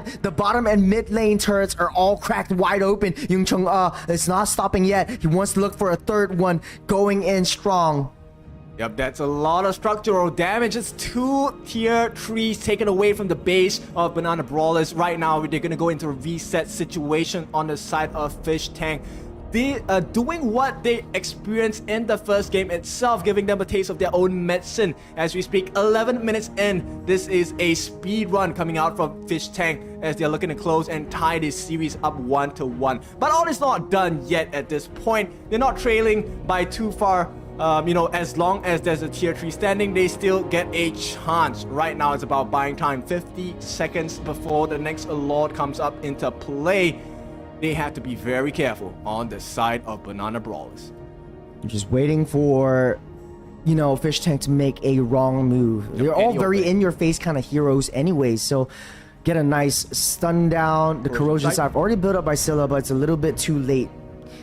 for that damage. You have to be able to clear that waves. It's 12k gold ahead. Yun Chung chunking down on that top side. Oh, Dark Knight knockout. falls. Oh, minimum fear out to 4 members. Still up that nether round, but it's too late to count anything. The target will be that throne, and Benji is just chunking that down one after another. That's a savage for 7, one after another. He's not playing around. We're going to a game 3, ladies and gentlemen. Right, this is the first high game that we have had today in the best of 3 series. It is gonna be 1-1 now. Fish Tank takes one back.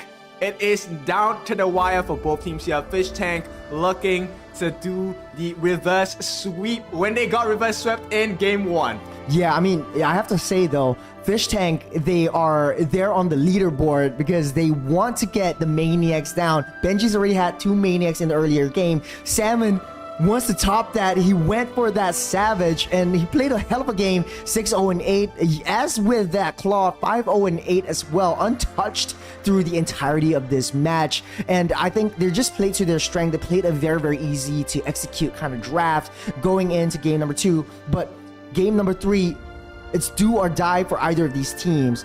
It's match point for either of these teams as well. It's down to just that one game, pull out all the stops and go jump straight into that grand finals. It's looking hard for both sides, but thankfully it's not a 30-minute game. They're able to reset and get that momentum up going as well. Yep, now it's looking like it's taken a shake down onto the side of Banana Brawlers here.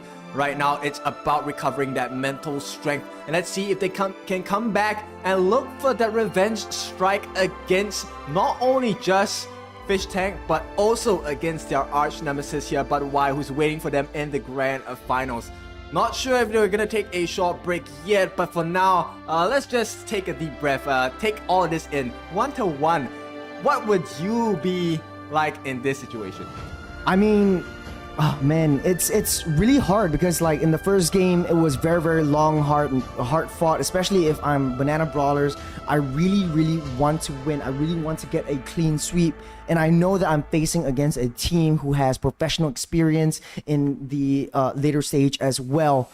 But then again, I mean, for Banana Brawlers, they made it this far. There's a reason why they're in the top 3. For Fish Tank, though, they're one of the crowd favorites as well. They've got a lot of supporters outside of that game. They have a lot of viewers online. They have a lot of viewers in physical as well. But we have to get a nice little reset for both teams. We're going to be going for a 5-minute break, and we'll be back for more action in the lower bracket finals of the Invictus Mlbb tournament. We'll see you guys soon.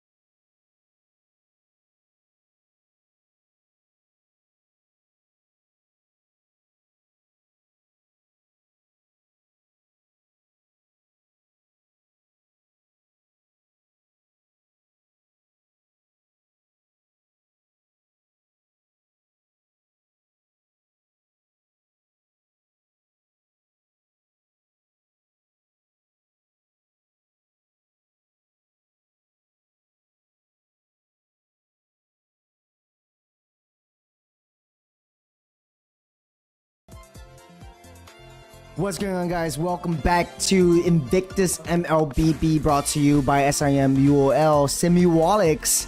And we are just going to be getting ready and jumping into the culmination of the lower bracket finals between the Banana Brawlers and Fish Tank. This time around, Fish Tank will be the first pick and Banana Brawlers second pick. Lots of opportunities, lots of time that they've rest and reset. I think both teams, they've played a very long series, and of course, so this is the lower bracket finals. Yep, 1-1 now. We're gonna update the scoreline on the screen soon. 1-1 for Fish Tank and Banana Brawlers as well. Now, this means this is the final countdown, at least before the grand finals itself. Right now, let's go straight into it. We're gonna have a first pick for the side of Fish Tank. Let's see, will they finally allow this Lunox to come out onto the stage, or will it be once again banned out by all of the teams? Well, it's yet to be seen. Very early on, I think one of the main targets that they might want to open up, because the ball is in their court right now. They can dictate the pace of the draft. So the Nana, they don't want to deal with at all. This opens up a lot of opportunities for the Nolan and the Lunox to be picked up by themselves. They could very well give up the Matilda. So Claude has been shown a lot of success, 100% win rate in this series alone. So this time around, no more Claudes at all. Interesting that they warrant that Claude ban. This I think they have something up their sleeves, because granted that, you know, Young Shootout did well on the Claude, I don't think that deserves a ban, but looks like they are feeling a little bit different here on the side of Banana Brawlers, and this definitely, they're cooking something up. I can feel it. Now, second ban of the first half. Let's see, what does Fish Tank have in mind? Who do you want to take out of the picture in this final game? To be honest, they could very well open up the 1-1, and then Yung Chung Ah could play a lean main 1-1 in this game. There's not much heroes that can deal with 1-1 in the early game because of the amount of mobility they have, but they opt to go for a CC ban. This will be the first ban for the CC in the entirety of today's competition. Yep. Either way, both teams are looking to make that checkmate move on each other in the drafting phase. Like we all know, half of the battle is won in the drafting phase, right? That's right. So if you're able to out-muscle the minds of your opponent, that puts you in a much better position to get the dub in a winning game, especially one as important as this. The final game in the best of 3, 1-1 will be the second ban coming out from this side of Banana Brawlers. So Lunox, Joy, Nolan, very much open. They could very well ban out the Matilda. Then they have 3 options they're open. If you know, if Banana Brawlers are smart enough, they could very well just open up every single one of the heroes that are just very hotly contested, like the Nolan, like the Lunox. So they have to choose one. Which one do you not want to face up against? I think a Nolan would be a much tougher target to face up against, but we've seen Benji already got the Maniac on the Lunox as well. Do you want to give that to him? Yep, they're kind of setting themselves up already, at least on the side of Fish Tank, to have that first checkmate in terms of the draft. They will force out the Lunox ban, which means that we know the #1 favorite of Benji, which is going to be the Nolan, is up for grabs. Do they want to have a snap pick on this Nolan, who has been the source of a lot of troubles on the side of Banana Brawlers? But also bear in mind, Banana Brawlers faced this Nolan head-on and crushed it in a reverse sweep in game 1. Well, the only difference is that right now, Banana Brawlers does not have that Nana for protection, because Nolan jumps in. You always utilize the Molina's Blessing just to mitigate and transform him from himself. But yeah, I think Nolan would be a very good pick over here. I mean, no brainer at all. Yep, for sure. I mean, based on how Benji was performing throughout the games itself, that's a good idea. And now Jolta looking at the Lilia as well as Panthy going with the Minnow. Very good picks as well. They are able to survive that big burst coming out from the Nolan. More importantly, Black Shoes will be able to mitigate a lot of the damage coming out from the cast of Fish Tank. No Fermis this time around, so Salmon just snap picked up that Valentina. Well, obviously, no more Theramis means no more Netherrealm, so the sustain will just purely come from the Minotaur alone. But Correx could very well snap pick the Matilda as well. This gives a lot of time for Fish Tank to just think about what they want to ban out for the second phase, depending on the final pick for themselves. Or, you know, Diggy has been banned out in first phase for quite a bit. They could very well snap pick that up for themselves.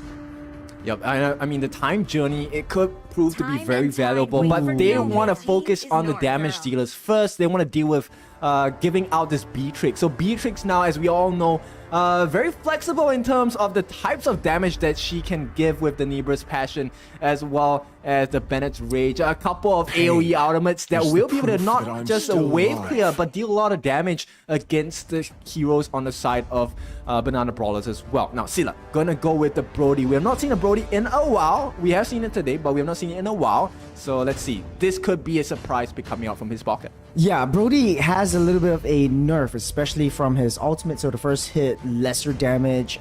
His cooldown reduction is also increased by quite a lot. No, cooldown has been increased by the Brody, so less time to use his ultimate. Yeah, but he Always does on the way. offer a little bit of stun as well, which Mm-hmm. is not very common in the most of the gold laners available in the game as well. So You know- that could change situations. No, if memory serves me right, I think Brody is one of the highest turret takers or highest damage to turret heroes that they could possibly pick up. So this time around, they could very well change their game plan. Our focus is just going on turrets, and which is what basically Yun Chung Ah has been doing all this time around. And very close games for game number 1. And this time around, if Scylla is able to get that turrets down, they've already got that the protect trio down right onto that late game. So very high team fight clash composition. I really like this ban on Matilda from the side of Banana Brawlers, because that is actually one of the escape mechanisms available for the side of Fish Tank. With the Guiding Wind, he can pull Benji out or Yongchun Ah if necessary. Yo, you know, I think that if Fish Tank just opens up the Ruby, opens up the Tigreal, they could have like triple stuns coming in. Salmon could take the Minoan Theory. Parology is like, wow. Correx go for the Diggy is my Rubies. man. I'm offended as well. Ari Acoustic could go for a, maybe even an Arlot might work out well, or even the Tigreal. So lots of crowd control, just leaving Yun Chung Ah free and open to deal that damage, and Benji could find a nice little flank. So the Diggy will finally get banned out by the Brawlers themselves. Yep. This is a good ban as well, because I mean, it shows one thing. They're really concerned not just about the escape potential with Time Journey. It could be used offensively as well, where they can really ignore any of the crowd control skills. And with someone as potent as a Beatrix in your face, having no care about CC, that's not a position that, you know, My Banana kiss Brawlers want to grants be you placing themselves immortality into. Now, or once death. again, it's going to be an Alice ban, like I mentioned before. Nolan very apt at getting that full burst down. They don't want to deal with someone who is able to have good sustenance, good survivability in team fights, and waste his burst potential. So Alice is definitely one of the important bans here. Now, both teams have finalized their bans. At this point, it doesn't feel like anyone has gotten a real checkmate on either one yet, which is great. So, you know, this final 4 picks, 2 for each on each side, will decide the fate of who gets a step up and who will go home. For Frosty and Jabin, it's just lacking the EXP and the jungle. They could very well go for a very tanky front line. Just let Scylla do that thing from that backside, getting free hits and dealing tons of damage. For Fish Tank though, the same can be said. It's all about crowd control. It's all about having tanky front lines. Yep. Damus is going to be the hero of choice for Frost. Now, are you Acoustic going to be teasing us with the Yu Zhong? Now, Yu Zhong, one of the very effective EXP yes. laners into, entry into the backlines. But you know who's better? It is going to be the Benedetta. But, you know, switching in between these two, Carex once again going into the clutches of Tigreal. Now, Tigreal, as we all know, one of the famous roamers made, showing the potential being showed off by Keyboy in the professional team as well. Now, we know how dangerous a Tigreal can be. Now, the question is, will they lock this in?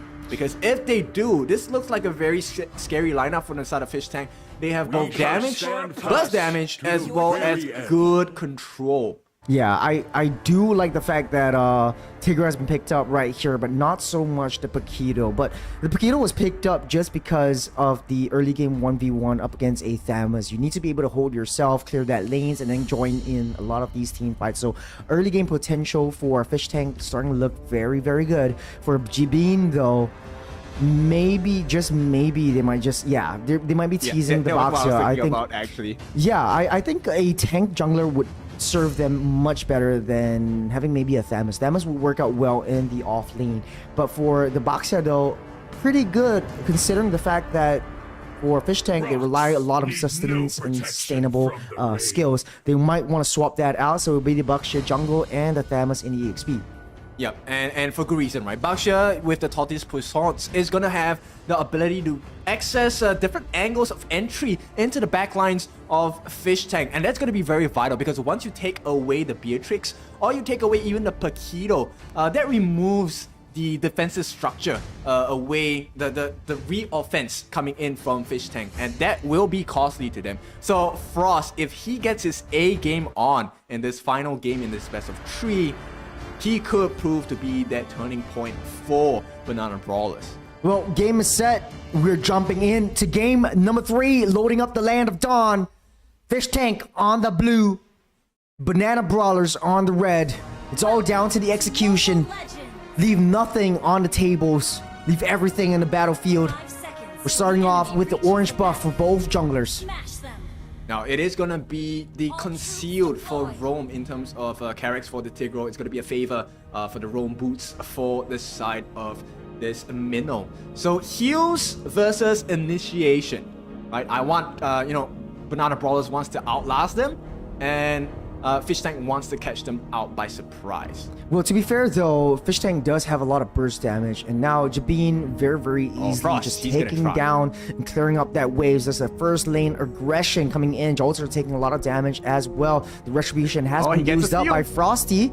And Frosty is still up ahead in terms of the experience that they have. They're going straight for that Lethal Wanderer as well. But without that Retribution, a little bit more difficult to contest for this one. But with a very strong lineup, easily just getting the aggression down onto the jungles and just annoying the heck out of Nolan is the game plan for the Brawlers. Yep, it might not seem like much, but that one buff steal actually will change a lot because it could put them in a position where there are situations like this. No. Panty Sim forced to use that flicker out of that way. Frosty jumps over the wall, getting pushed back by Rex, but no skills available for anyone to use. Okay, a lot of damage being done up by Frosty, but just in the nick of time, the jump of despair from that Minotaur saves the rest of Frosty from harm. Yeah, Benji is 4 now. He's looking for that nice fracture. Gets that off. Fracture won't be able to do that job, but the basic attack will. He will fall in the process, but a good trade, a jungler for a jungler, and getting that first blood down for Benji. Yep, he may have died, but it's still a dub for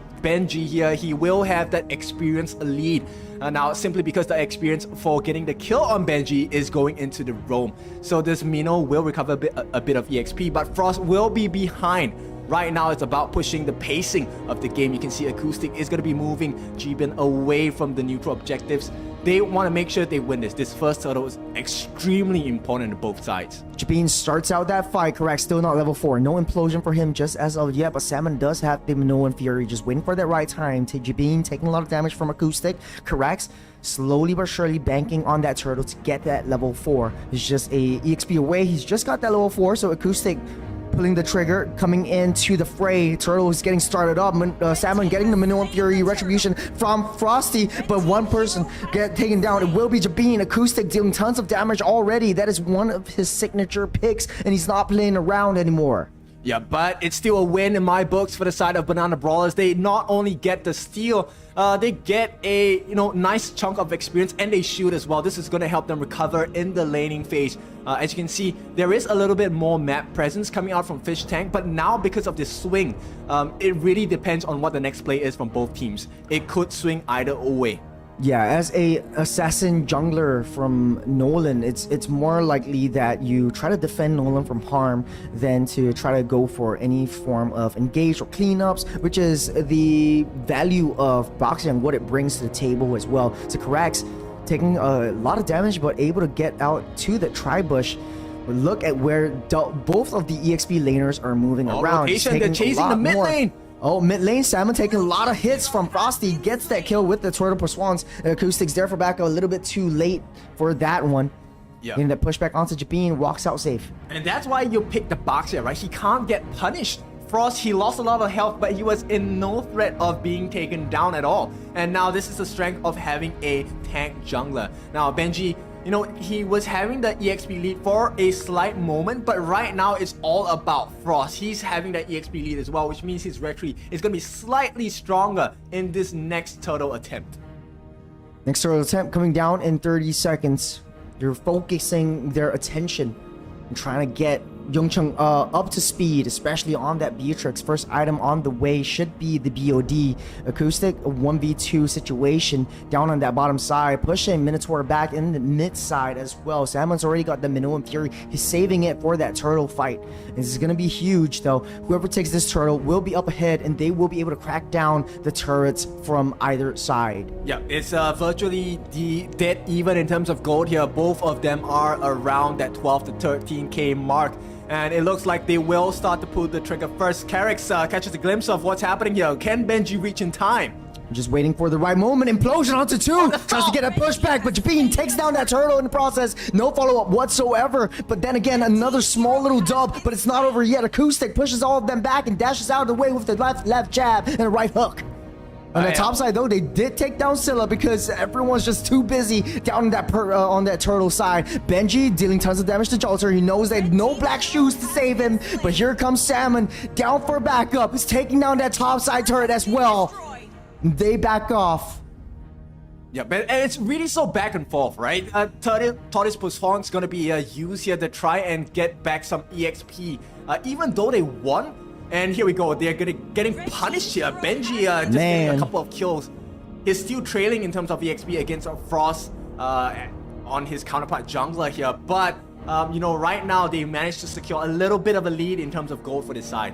For Benji, though, he's already got his Power Spike items, but hold on a second right here. Acoustic almost taking out Jolter with a One Punch Man move. But Jolter uses that black shoes. No more black shoes just for a little bit. Windows are wide open. That's an opportunity to take down that mid-side turret, but they're looking for more. They need to suss out more information, and they're focusing their attention on the turret objectives, which is what Yongcheng is there for. Yep, if you notice, Carrick has been very conservative with his implosion. He's always saving it as a threat, and that's one of the scary things, right?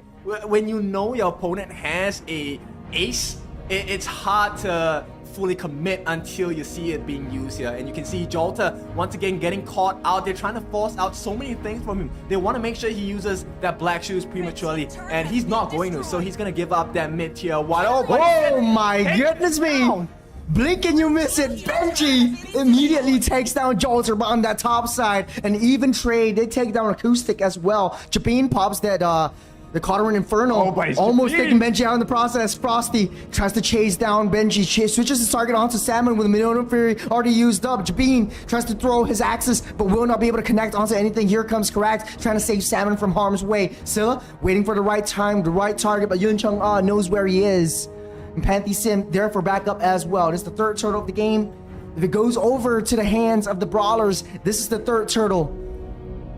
Okay, jump onto that. Oh man, implosion onto two, but no follow-up whatsoever. It's an easy turtle fight for the side of the brawlers. No contest whatsoever. Yep, and once again, they bring it back to a stalemate here. Now, finally swinging the goal back into the favor. Now, everything on the board here, but Acoustic will run away with his life in hand. That was a risky play there, but he manages to not only mount the defense, buy some time for the team as well to get a reset, get into the groove of having the map control once again. But this time, it is all about Banana Brawlers. G-Bin doing so much work with this Damus, level 10, but it feels like he's level 15 at this point. It's so strong. Yeah, Thamus with the Cauterin Inferno gives him a second lease of life every single time that there is a clash, and that is the power of this Thamus coming into the game. And Salmon always waiting for the right target, using that Minoan Fury, and always having Minoan Fury, saving it for the right time, right move. Okay, here comes Karax with the conceal play and implosion onto Jabin, but no follow-up. The Carter Inferno getting used up with a vengeance on that backside though. Benji finding the right flank, but will not be able to connect onto anything. Frosty still onto the chase. Bennet's apathy, does not connect onto anyone, and both touch and they go. Yep, so it's a trade of skill usages, but nobody dies. At this point, it is a small win for the side of Banana Brawlers. They are chunking down the health bars on the side of Fish Tank. Now, right now, it's all about the pressure here. They're finding any nook and cranny as they can to really just squeeze in the pressure coming in from the side of Banana Brawlers here, and it looks like it's working out right now. They're delaying the farm on the side of Fish Tank, and they are, you know, pretty even once again. I cannot believe how back and forth this game is. Karax taking a lot of damage, just healing everything back up with it again. Minotaur taking so much damage from that fracture. Once again, Karax will get torn apart by the torn apart memories. Or Acoustic trying to find the right angle. His 3 members down. Yuncheng forced to use that flicker over the wall. No more backup over for the side of Acoustics, taking a little bit too much damage. Forced to use that flicker, but won't be able to get out of the way. It's a 4-2 team fight favoring the Brawlers. Yep, and this is the strength of the Brody. Sealer coming to life. He's at 7,000 gold plus more. He does have the Blade of Heptases with the Malefic Roar, and as well as that Wind of Nature, turning the whole fight itself. Yongchun finally gets that Malefic Roar, but is it too late? Because right now, that damage and power spike is available from the side of Banana Brawlers, and they want to brawl. They're setting themselves up. Benji unable to jump in. Pushback with the flicker as well into Banish Rage, taking a lot of damage. Simon with the Minoan Fury. Benji takes the Lord. They're coming back into the game. There's 3 members. Run for the hills. Frosty, there's nothing that he can do. Huge play from Salmon and Karax, taking down the Lord. This is a huge Lord for Fish Tank. Yep, they got caught by surprise there. They didn't expect them to catch out Sealer out of the blue here, and that changed the whole fight because there was not enough damage here. They're gonna try and mount another stand, but I don't think it's gonna work out too much. No, not at all. But look at the top side. Look at the bot side. Both of the assassins, they're trying to push in all the ways. There's a lot that Brawlers have to handle right here. No more tier 2s, but no more Lord. And this doesn't matter because it's just a few Lord. The first Lord of the game, Jolter taking so much damage. No more black shoes to bring him out to safety. His rather walks back into the base to heal everything back up and wait for the next fight. Acoustic definitely will be able to run away from this one. Yep, they traded life of Karax for that tier 2 on the top lane now. So that's going to be a bit more wave management and lane pressure coming onto the side of Banana Brawlers. But here's the thing, Banana Brawlers are a very strong composition. They are able to fight for days, especially this Stamos. So I'm expecting Jibin to come in and change the fights here. If they get the perfect Tortoise Poissons from Frost, it could spell the end of the team fight on the side of Fish Tank here. Yongchun needs to be very careful here. Implosion already used up, and its rage pushes Frosty back into the clutches of Fish Tank, but no one commits onto anything. Brawlers have to go back and defend. Look at where the minions are. You're just favoring the side of Fish Tank. Yep, Jolter, he is gonna be important in the next fight. He is the one that's gonna be putting a lot of damage down onto the members of Fish Tank. Now, if they manage to stifle his positioning, stop him from getting that damage down, that could be the win condition for Fish Tank to get that dub in the next fight. And at this point in the game, 12 minutes, it might not seem very late, but it could be very costly.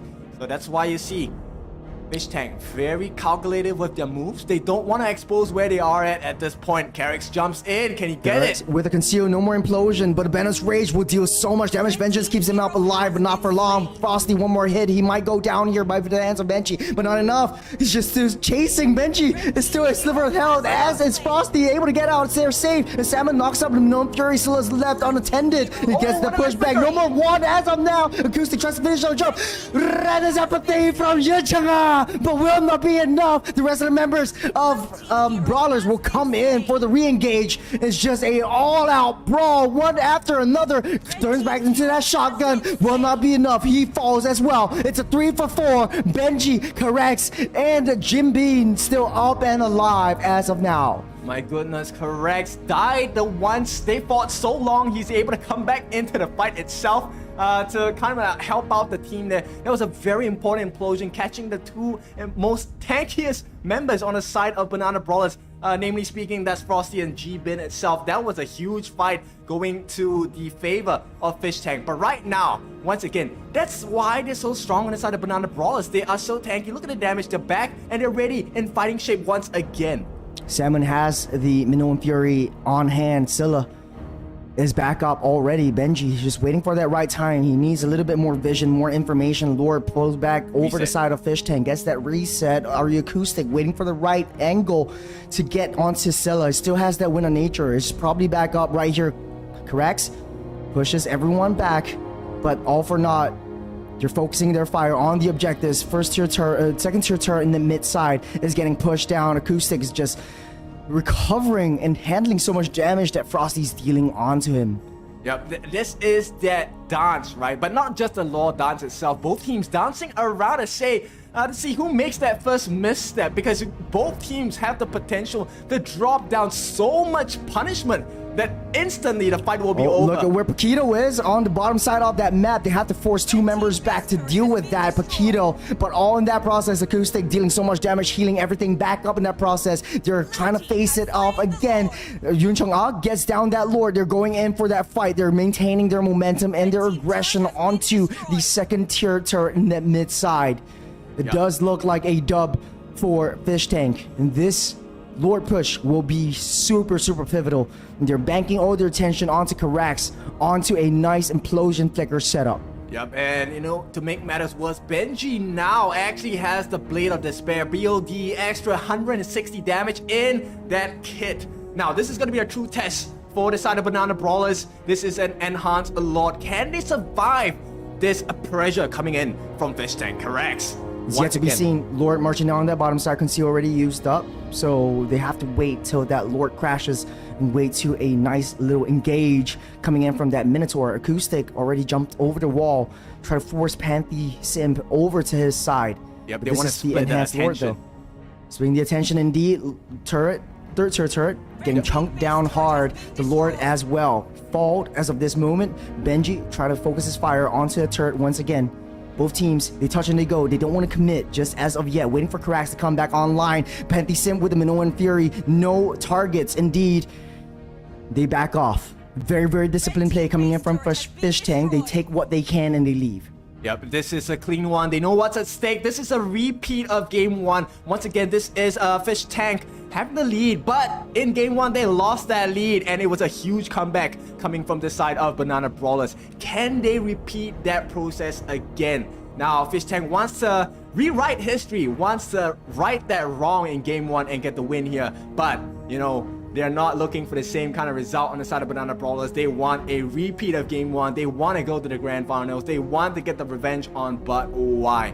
Now, it's all about the timing and the skills here. Battle spells are available on both sides. G-Bin gonna be looking to get a bit of more information. He knows the acoustics around the corner. It really is about Carax this whole fight. It's a very smart move, splitting and putting Paquito on the offside. Jabin facing off against a 1v1, but on the main side though, Benna's Rage is taking everyone down. No more Minoan Fury on the side of the Brawlers, and Carax, they're coming in strong. He's using his implosion to this infinity and beyond, but here comes Acoustic coming in. Benji takes down Jabin. One more hit. It's a 3v5 situation. Salmon with the Minoan Fury on his own. Win of Nature saves Scylla just for a little bit. It's a 2v5 right now. Salmon still alive and kicking, takes down Frosty, pops his immortality, the pushback and taking him down. Benji, unstoppable. They're looking for the end. It's 15 seconds until Lilia comes back online, and he might be the target. Scylla goes down, and there we have it. Your grand finals, and Fish Tank is going to it.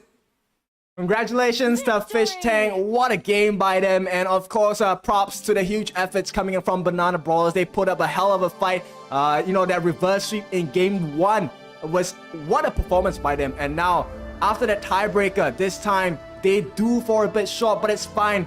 This is a learning experience for them as well. Right now, it's all about Fish Tank. They head out to the next step. They're gonna be one step closer to lifting that prize, and that multitude of prizes available for the winners of today. They have technically secured minimally a second place finish today, but of course, any team that comes to compete wants more than second place. You know, there's a lot more to come. It's gonna be a best of 5 in the grand finals on a 10 band. So we're pretty much looking at 3 hours worth of matches. And Fish Tank, they really have to get that reset, talk to themselves, and just calm down, get ready for the final match, the culmination of Invictus Mlbb, brought to you by SIM-UOL, or the SIM-UOLics. So congratulations to both teams. Congratulations to Fish Tank for making it to the grand finals. Congratulations to the Brawlers for being in 3rd place. It's a lot to take in as of now, but before that, we will be going into a short break. The teams will get set up as of this time. So we'll see you soon. Don't go anywhere.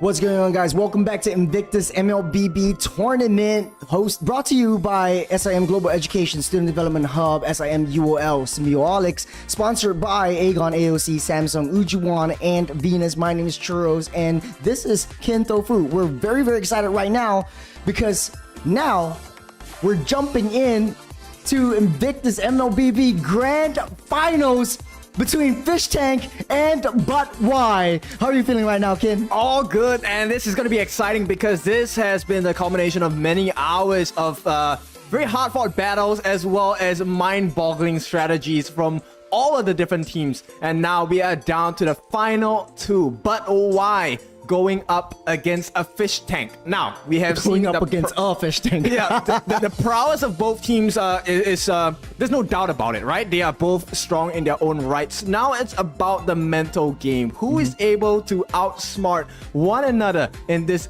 best of 5? It's best of 5, potentially 5-game series here if we are looking at a full run of all the different games.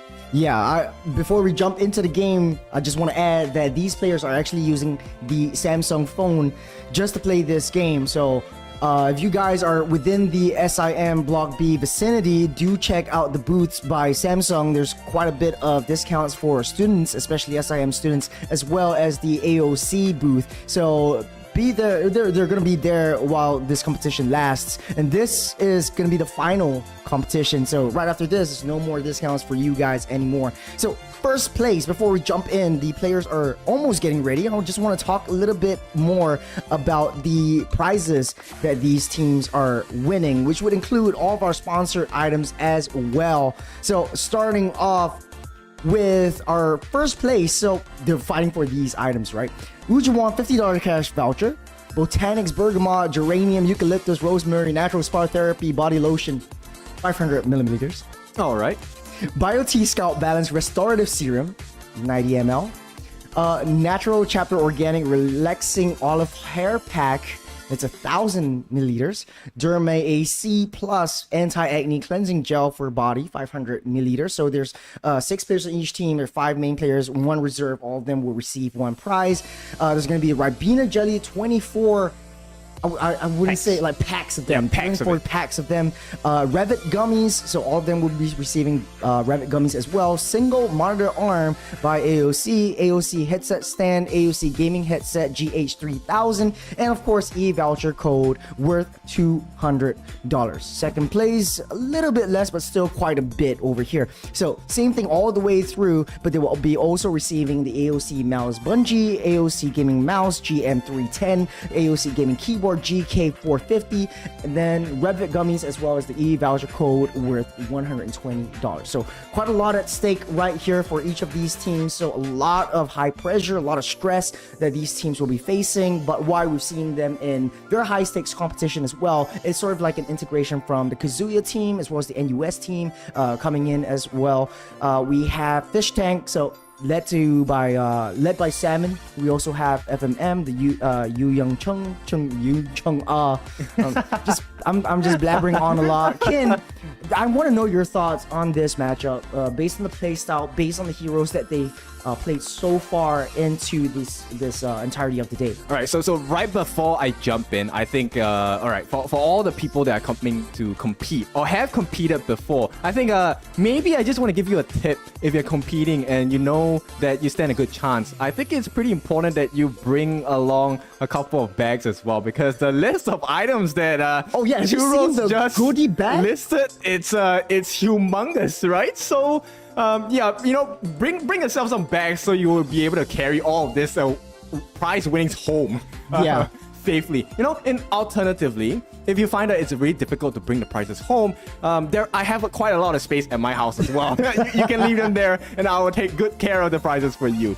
Yeah, now, it's quite a bit of things on the line going into the finals. Yep, and also one more short announcement. We're gonna have a 5-minute break after every game. This is to give both teams a breather, as well as us, your casters, for the day, to make sure that we are able to give you the peak performance from everyone, not just the players, but especially for the casters. You. I need peak performance from you. Well, Yeah, now let's jump straight into the thought process on both teams. Now, we have already seen how well Fish Tank plays, and I think right now they are definitely a force to be reckoned with. Now, the thing for me is I think it always comes down to how well the momentum is, right? Whether there's a momentum in the team itself. And I think the momentum is definitely in the court of Fish Tank right now, right? They have been playing many games. They are, moving into this best of 5 set, coming off fresh of a win. But why they've gotten their win earlier in the day, they have been resting for a little while. So I hope they're warmed up enough. So this first game is really just to set the stage to see where both teams are at in terms of like getting ready against competing each other, right? So this would be one of the few times they probably would have met before, but now the stakes are really high for this. So they want to make sure that they understand, okay, what are the very strong meta picks that both teams like. We already know that on the side of Fish Tank, they love that Lunox, they love that Nolan as well. They have a very decent Tigro, right, coming out from Carrick as well, and he's not a one-trick Tigro in a sense. There are a couple of available heroes he can play around with as well. Now, first pick gonna go into the hands of Fish Tank. They will set the pacing in terms of the draft here. Now, this is the chess component, the mind games here. Can they outsmart each other?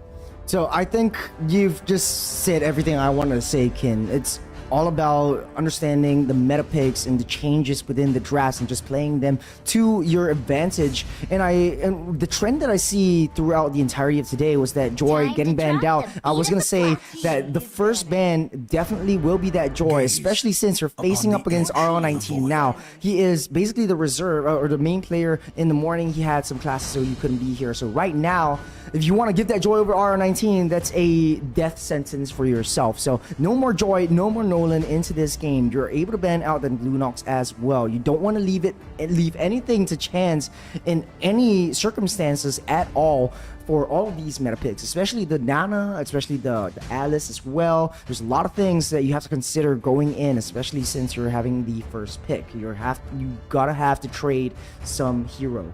Yep, and we definitely have seen a 100% ban on the 1-1 today. Let's see if that trend is going to continue. They will ban out the Claude instead. So looks like Claude is definitely one of the picks that both teams are very comfortable with. I think there's a good ban for both sides, not having to contest over this Claude. But of course, this leaves things kind of open. 1-1, like I mentioned, still very much open for the taking here. And not anymore, yep, Ken. Right as I said it is going to be banned. We know personally that these are the two gold laners that are very comfortable being played by both sets of gold laners from both teams here. So now it is up to that last ban here. We know that Lunox is definitely one of the viable options on this side, so I don't think they will ban out the Lunox on their end for Fish Tank.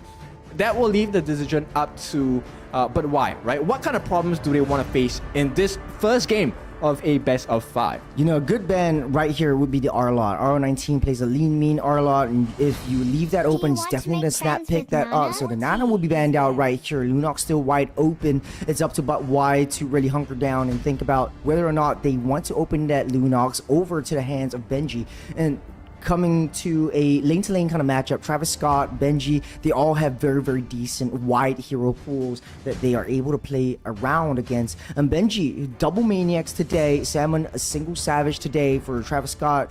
Same cannot be said, but you know, it's a new game, it's a new, I would say a new day for this team. And so, sitting on the last ban might be that Lunox. I think, don't give that away. Yeah, I would be very surprised at this point if they allow it, okay. So I believe this is going to be a snap pick into the Lunox if things go according to our predictions here. But they might be second guessing themselves, questioning why did they give the Lunox over, right? Is there a strat that fully counters this Lunox that has not been shown today? Well, they're gonna give it a try anyway. Benji will get his hands on the Lunox. So this is gonna be a Lunox jungle. Let's take a look at what they have in mind on the other side for but why. I think Arlot definitely will get picked up first. It's high priority, especially for R19, unless you want to go for a Ruby or a Minotaur. Might be good for But Y to just hunker down, play very, very high tanky heroes, and then just leaving Villain free to farm up. So the Arlot definitely will be snap picked up. R19 will be playing that one. Benji, though, with the Lunox, has a lot of flexibility. You could very well give that over to Salmon. He also plays a lean Lunox, so right, a lot of options for the side of Fish Tank. If they need a little bit more defense in the jungle, which is a little bit safer, they could very well go for that one. Yep, but it's a devilish combo on the side of But Y here. Arlott able to get a lot of sustain. Probably gonna go with the Festival of Blood emblem here. And our Bougie, as that mid laner with the Faramis, will be playing an important role to get that save card out with the Netherrealm as well. So both sets of these heroes offer not just that save for either themselves or the team, but also initiation tools with the Final Slash and the Shadow Stampede as well. So Salmon, very cleanly, I think it's a very obvious pick on the mid lane as well, will go for that Valentino with the IMU. Now Carex this time, gonna go with the Minnow. I actually like the fact that for Fish Tank, they're going for a very defensive draft. So now that we know that Lunox is not going to be playing in the mid lane, would be that Valentina, you know, very well, Lunox could go into the goat lane as well if Yun Chong wants to play a goat lane Lunox. So that leaves, that means that you could very well go for a marksman or an assassin in the jungle instead. But this gives a lot of high pressure for themselves, so they might not want to go with that one. Okay, second phase ban. We're talking a lot about crowd control. Karax has one. You have Travis Scott with the Guinevere as well with the spatial migration. If you don't want to deal with EXP lane, wants to give R19 a much easier time farming up and then just joining a lot of battles with his jungler. Yep, Thamos is actually a very decent threat against RL19. Not only that, if you have a Thamos who has a lead, it's quite difficult to claw your way back into fighting form against an overpowered Thamos here. So that's a good ban on their sides. Now they're gonna try and remove a little bit of mobility on the side of But Y with the ban on Matilda as well, because what's worse than not being able to get a kill is that you get the save, get the heals out, and they re-enter that fight for the re-engage. That would be very costly to the side of Fish Tank. So Matilda not going to be available for the side of a But Y. And final ban here going to be the CC. Actually, I like the CC ban because CC, a one-to-one lane monster. I think the only two fighters that could probably beat CC in a lane-to-lane matchup in the EXP lane could probably be the Dairoth or the Freya before that level 4 power spike that they both have, right? But again, R19 just wants to have an easy time. He wants to join in a lot of these objective fights and turn all these little objectives into GOAT lead and turn all these GOAT lead into area control into the entirety of this matchup. So R19 definitely going for a semi-tank Arlot build. The Tigreal will be the last ban for the side of Fish Tank. So first pick right off the bat, they could very well go for a they definitely don't want to go for a marksman over here. They might go for a roam, just so that they're able to just counteract the Minotaur, something that could work out very well in their favor. Yep, that will be a better choice, a smarter choice as well. I mean, if you take a look at the options available for the side of a Fish Tank, I think IU Acoustic could actually go with the Khalid as well. That would be a viable option against the likes of RL19 on this Arlott. And the villain here will be getting his hands on the Bruno. So they have quite a lot of burst damage as well, coming out not only from villain, but from Travis Scott as well. Gwyn will be a major cornerstone in getting the right setups and getting the burst damage down as well. Now, this means they need to be extremely close. And that's why you see Yun Chong going to be teasing the Melissa. This go away is going to be very vital in keeping that distance between himself and the aggressing members on the side of But Y. Not only that, when he pushes them away, the eyes on you with Muddles is going to be very vital in actually laying down as much damage as possible. So I was saying that the Lunox could flex into that gold lane. He's actually teasing that out, or could very well go straight for the Melissa itself. So, but no, it will be the Lunox going to that gold lane. Yungchung will be swapping the heroes with Benji, playing the Martis in that jungle, and very safe pick with the Terizla. Because you really need a nice little setup, especially straight to that back line onto the Bruno. So Salmon's only target would be the Nether Realm from Bougie. Man, they pick up the X-Borg, then X-Borg in EXP lane. Arlott gonna be switched up with Kazuya. Yep, there we go. So Kazuya is gonna be playing the Arlott as a tank setup roam. Yep, it feels like, Bud Y has kind of played into the hands of Fish Tank, but, these are all theories. It is really about the execution here. Yongchuna gonna have a pretty splendid time against Villain if he plays his cards right, because, early game damage coming out from this Lunox will be able to chunk down this Bruno quite a lot. But of course, that comes up to how they actually move around in the lane itself, so that remains to be seen, and all of these factors can be changed by the rotations of the roamers as well. So game 1, ladies and gentlemen, this is going to be the grand finals of today for Invictus Mlbb 2024. We have Bud Y going up against Fish Tank. Ladies and gentlemen, Land of Dawn loaded up. Let's hear your cheers for your team. This is game 1 of the grand finals of the Invictus Gaming tournament coming in. There's quite a lot to be talked about over here. The way that these two roams are playing, the way that they try to assess the situation, the way they try to be annoying. But I don't think there's going to be a lot of early game engages coming in from both sides, because in a high-stakes game in the grand finals, man, look at Salmon and Bougie just tanking through so much damage in the early game. Yep, better trade for the side of Bud Y here. Gila Kazuya actually getting Salmon down to a little bit more of his health compared to what Bougie had to deal with. Now, Kazuya doing a very good job of not only just getting, attention and getting information, he is pushing Kara away from the lane itself. And that's going to be detrimental against a Salmon who, in a even honest face-to-face 1v1 should be able to do well or even it out against the Faramis. But because now it's potentially a 2v1, it's not looking like it's going to be very, very peaceful for Salmon. He's going to have to deal with a lot of pressure. There's going to be a short pause, a little bit of a technical difficulty in the grand finals, but let's talk about a lane-to-lane matchup, especially with the Lunox and the Bruno, though. The Lunox just teasing that out, sitting on the jungle at first, and then at the end of the day, once they picked up that Bruno, they realized that, hey, we shouldn't be playing such a squishy lineup, especially when we throw Melissa in there. They could very well play a Lapu just to mitigate the effects of Melissa. And once Melissa is very much troubled in the laning phase, it's going to be a huge problem in the late game. So the Lunox swap, very, very smart call by Fish Tank. I do like that. But how does it perform in a lane-to-lane matchup, Kin? Well, I think at this point, it really comes down to whether Bougie has his ultimate or not, right? There will probably be a lot of situations where it feels like Lunox will be able to catch Villain out on their Bruno, but if Faramis comes in time to kind of proc their Nether Realm, it could change the entire fight as well. And it's a vice versa kind of thing, right? Whoever gets the lead will be able to smash the competition in that lane itself. So right now, it's really about who gets that first lead in the lane itself. And more importantly, I think what you'll notice coming out from the roam and maybe even the jungler of Fish Tank is that they will be trying their best to kind of force out the Nether Realm, premature use of Nether Realm, so that they can avoid situations like this.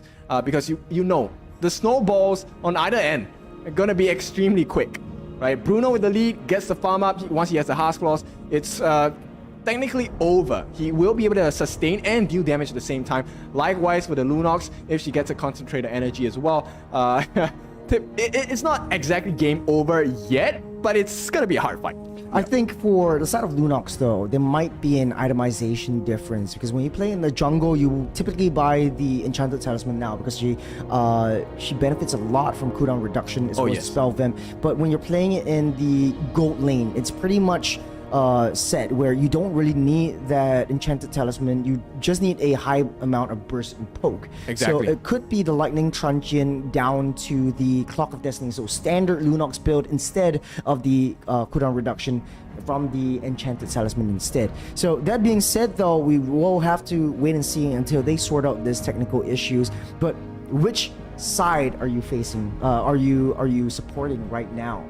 I think support's the kind of the wrong term. I think in terms of leaning how the draft will go, You're very, very textbook in that respect. Yeah, because I don't think it's fair for me to outright say, oh, I support this team and stuff like that. But it's more of I You think favor the draft. Yeah, this right? draft looks a little bit better. It's maybe not as easy to execute, but I think the result coming from the execution of that draft, if it's well done, will be more likely to secure them that win. So in this case, I'm actually leaning a little bit more towards Fish Tank because I find it very difficult for the X-Borg on the side of But Why to actually have a huge impact because there's a lot of escape mechanisms coming out from most of the team on the side of Fish Tank, right? You have the Brilliance coming out from the Lunox. You have the Shadow Strike. No, Arcane Shade, sorry, coming out from Salmon. So he can get out of that last Insanity for the X-Borg. And even with the fire stakes and stuff like that, it's kind of hard to catch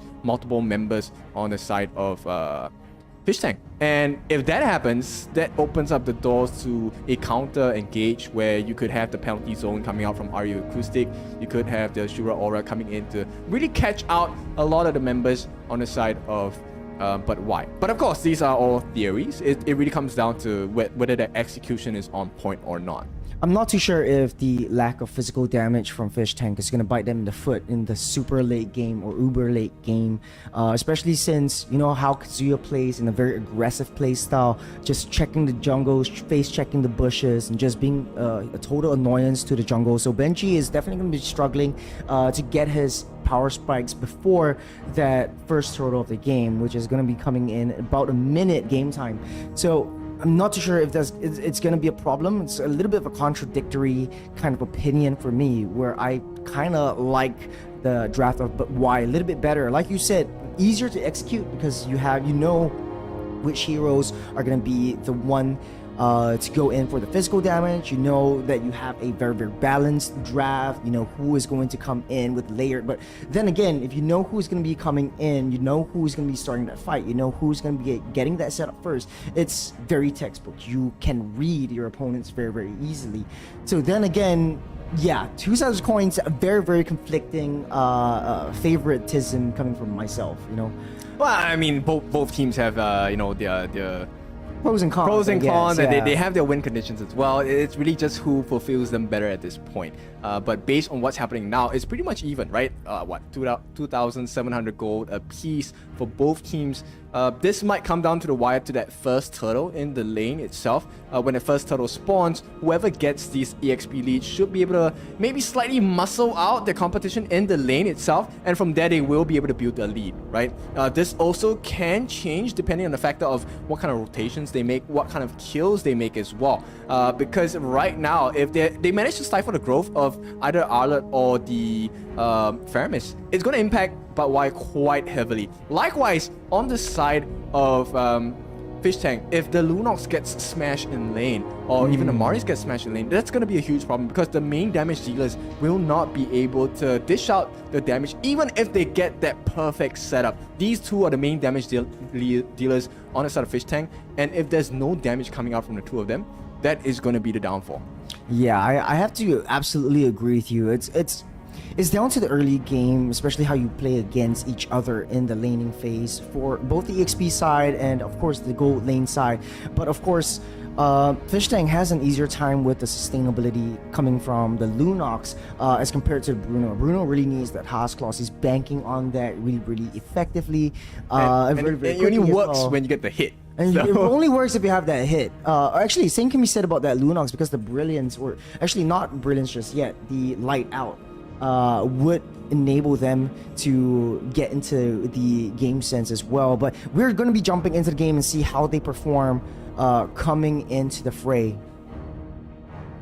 right? So right now it's still a little bit even down here. Bougie actually getting a slight EXP advantage against Salmon, and that came out of Gila Kazuya's movements in the mid game, allowing a little bit more damage coming out onto this Valentina.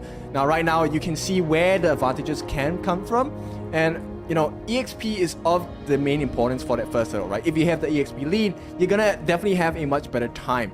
Now, both Benji as well as Travis Scott are level 4 already, but just slightly ahead for Benji here.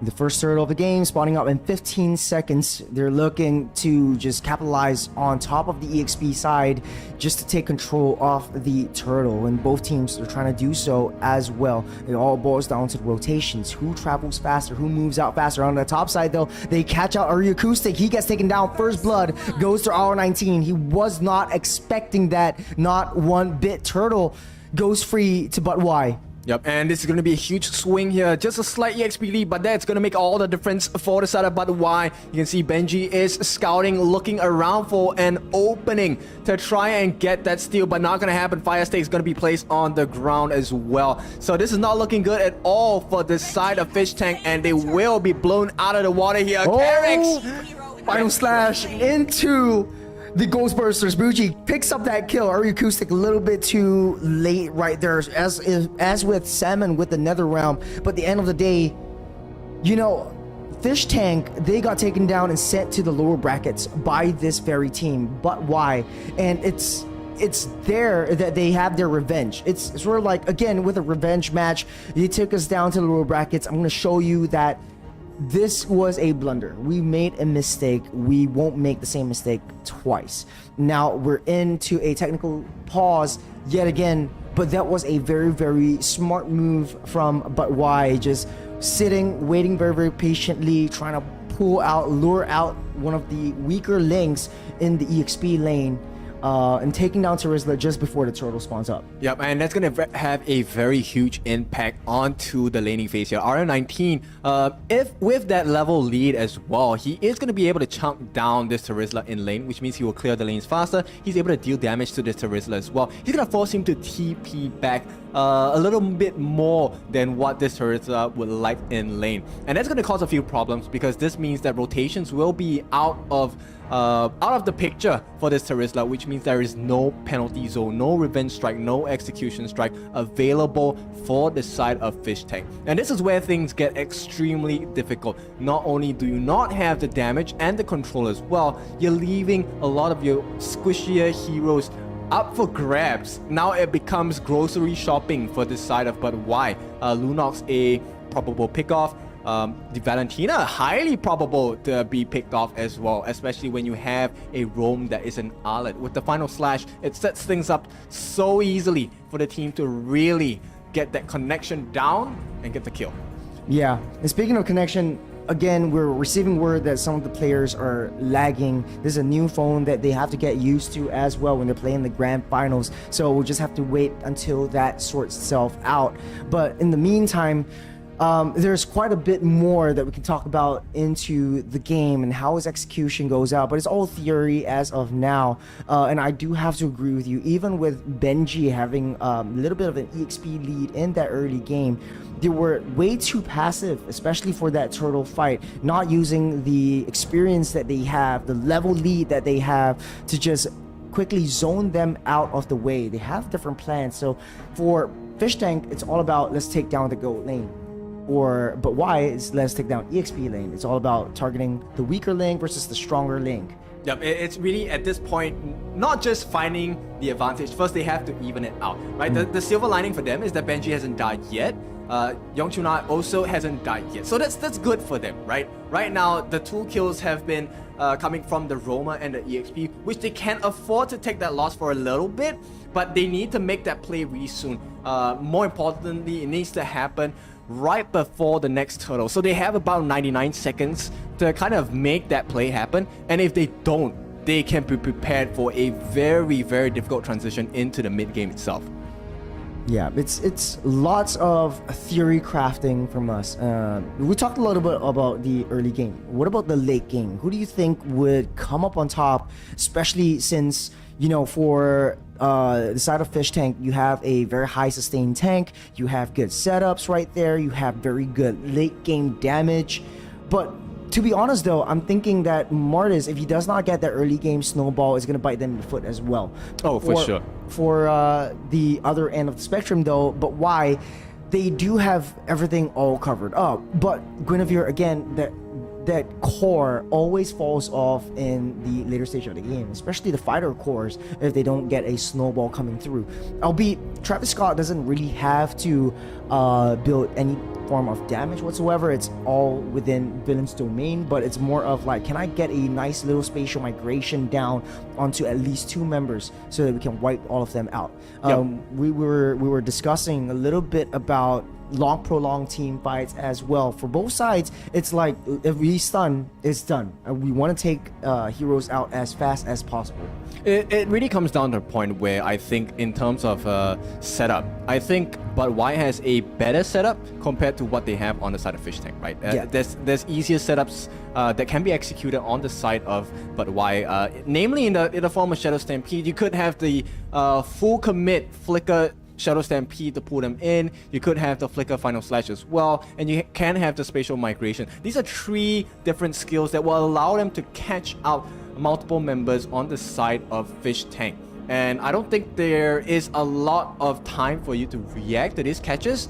So it could be a situation where the instant burst gets rid of not just Valentina, but more importantly gets rid of the Lunox. And when you don't have a Lunox, you lose that strength or that threat of an instant turnaround because of that short cooldown that she offers as well into that huge burst. So I think as it goes later and later, you know, the Lunox is going to have a lot of problems, not just in positioning, but just having the fear of being caught out, and you know, that could cost them the game as well. Well, hopefully the technical difficulties solve themselves out really soon. It's hopefully the players are sorting their stuff out really soon as well. But thank you to all of you guys who are tuning in on Twitch. I think there are 26 viewers as of now, and thank you all for joining us in person in the physical area at Block B and SIM. And huge props to the SIM-UOL team for making this all possible. I think last year we have this sort of event as well, and every single year they tend to get better and better. But hold on a second right here, Minoan Fury already knocks up Gila Kazuya. They're coming in strong with the final slash as well. Kira still within enemy territory, a nice collapse onto just Karax, and they take him out of the game. Well, this is reminiscent of the weather in Singapore. When it rains, it pours here. It's not looking good at all for this side of Fish Tank. Right now, getting blown out of the water. Bougie already having a slight level lead against Salmon, which means he's going to hit his 6 first, slightly more damage, and this is the catch that I'm talking about. Oh man, Acoustic taking a lot more damage, a little bit more than he can chew. R19 will pick that one up. Acoustic forced to use the penalty zone to get out of that way as well, so he won't have his ultimate for the next big team fight, even though he's popping it right back up in the next 5 seconds. Travis Scott forced that retribution, won't be able to secure the purple buff as of now. Yep, and this is not looking good at all for Benji here. He does have 2... Oh! Huge final sweep, but no follow-up whatsoever. Salmon, though, able to get out alive just for a little bit until the turtle spawns up in the next 20 seconds. Yeah, but that's what I'm talking about. Look at the cooldown here. So Bougie will be able to get in, get the Ghost Bursters down as well, slow down that recall back into base, which means he gets a free wave for himself. Now, with that being said, the next turtle is going to be spawning soon. Karax is very dangerous now. He's in a very precarious position now. He is in a potential 1v4, and if he dies, there is no tank ability. Oh, spatial migration, huge spatial migration onto Benji, enabling them to secure that turtle. But it's a 4-4 team fight with another one already popped up. Acoustic taking a lot of damage. He will not be able to survive that skirmish. Gila Kazuya tries to sweep him back. Salmon dashes out in the nick of time. Here comes Benji as well. Karax tries to knock everyone up out of the way. Travis Scott, spatial migration, he's saved. A pixel of health. Karax, not so much as well. He will live to tell the tale another day. Yep, and this is the snowball that we're talking about. It will be surprising to me at this point if anyone on the side of Fish Tanks actually gets a kill here. So once again, a level advantage across the board most of the time. Karex here is only at level 5. He's trailing by quite a bit. And this is where the punishment starts. Again, another final slash just to keep Acoustic at bay. And now the free hits coming in from that Bruno, dealing so much damage. Villain, what are you doing? Under the turn, one more hit. He gets taken down. Acoustic, nowhere to run, nowhere to hide. Who hurt his feelings, man? He is full of rage there, jumping in under the turret. And here is another potential catch. RL19, he does have the Faraga armor still active as well. Oh, he's healing everything back up again. Yep, it's really about the re-engage here. There is a huge potential for re-engage coming out from the side, but why? It's really just when do they want to pull the trigger. Oh, Travis Scott misses the spatial migration. Nice pop of brilliance by Yoon Chung-ah. Before Fish Tank, though, they're playing from behind. They're 5k goal behind, and this is one of the few games that they're way behind in the early game. Hold on a second right here. Karax gets caught out by Gila Kazuya, and Travis Scott's spatial migration will not be able to connect onto Karax. He walks out of there, but not before Villain takes down another turret for himself. Yeah, Buji getting so much value out of that Ghost Bursters as well. Finds out the position of Yongchun-ah as well. And now you can see the pressure is going on in across the map. Oh, huge spatial migration onto Karax, onto 7. He takes 2 out in the process. Yongchun-ah forced to use that Purify as well. Oh. Final slash breaks him back. Where are you going, my friend? Why are you running? Gila Kazuya is right here. He gets taken down by the turret, but it's all worth it. 3 members down for the price of 1 roamer. Yep, and Villain is getting so many free hits on that tier 2 on the top as well. There's nobody here to stop him. Arya Acoustic, level 7 only, trading by 2 levels. What can he do? He can only stand and watch as the creeps are going to get taken out, and Travis Scott gets a free turtle in the process. This is the final turtle of the game. It's already 2 core items built by Villain. He's starting to hurt like a truck on a Sunday afternoon. And Fish Tank, they have to take a step back. They have to play passively, wait for them to come in, make a mistake. But why? They're not making any mistakes. Very, very disciplined in terms of that team fights. They know when to go in, when to come out, when to commit. Yep, good patience there. And this is the mark of the champion team so far from what I'm seeing here. Getting the small wins, getting the small wins to make it into an exponential growth here. Villain gonna get the free hits onto the tower. They're gonna try and move on Bougie. Bougie taking a lot of damage from Salmon, but will be able to walk out there. Prance out there alive, just with half health. But even if he falls, he's built up so much stacks. Look at how much he's already gotten this far into the game. 1-0-7. It's gonna be got back up in like what, 3 seconds? Yep, and look at the pain the Villain is laying down on them. Travis Scott, huge spatial migration, just dashes all the way out. Bougie with another round, tries to keep him up alive. Final slash from Salmon himself, but will not be able to affect onto anyone else. The penalty zone, huge penalty zone by Acoustic, but not for long. Not enough damage, not enough follow-up from the side of Fish Tank, but it's a 2-for-2 trade. Bougie goes down, but he's already back up. Where he's going, he's right back here. Yep. It's actually an even trade, I feel. Okay, maybe not an even trade anymore with the tower being taken now. This is not the ideal situation, but this is what kind of what we expected, right? The moment they lost that little lead in the early game, this is what it transitions into, and that's the strength of their draft, because the initiation strength on this side of But Why is insanely powerful. And now the next true test is the first neutral objective that's going to change the game, and that is the law that I'm talking about. That's going to be 6 seconds before he starts spawning. This is the first real test that the Fish Tank boys are going to be facing. Real test, probably an understatement right now. It's all about the macro game. Fish Tank way behind. Bougie taking loads of damage, forced to use that flicker. Final slash onto Karax just to save Bougie from harm's way. But Villain making quick work of this Lord. As of now, no contest whatsoever. It looks like a free Lord over to the side, but why? Yep, clean one, and you have the Tina Shield being completed by Gila Kazuya as well. So that's gonna, slow down the damage and nullify the usage of Yongchun-ah down here. It's gonna make this Lunox pale in comparison to what damage Bougie offers as the corresponding mage as well. So Lord marching down on that top side, already cracked wide open. No more tier 2 standing. But why looking to crack down the tier 2 in that mid side, taking control of the entire jungle area off the side of Fish Tank. Fish Tank really has to take it slow and play by their stride, play at their own pace. They're way behind, 10k gold lead for, but why?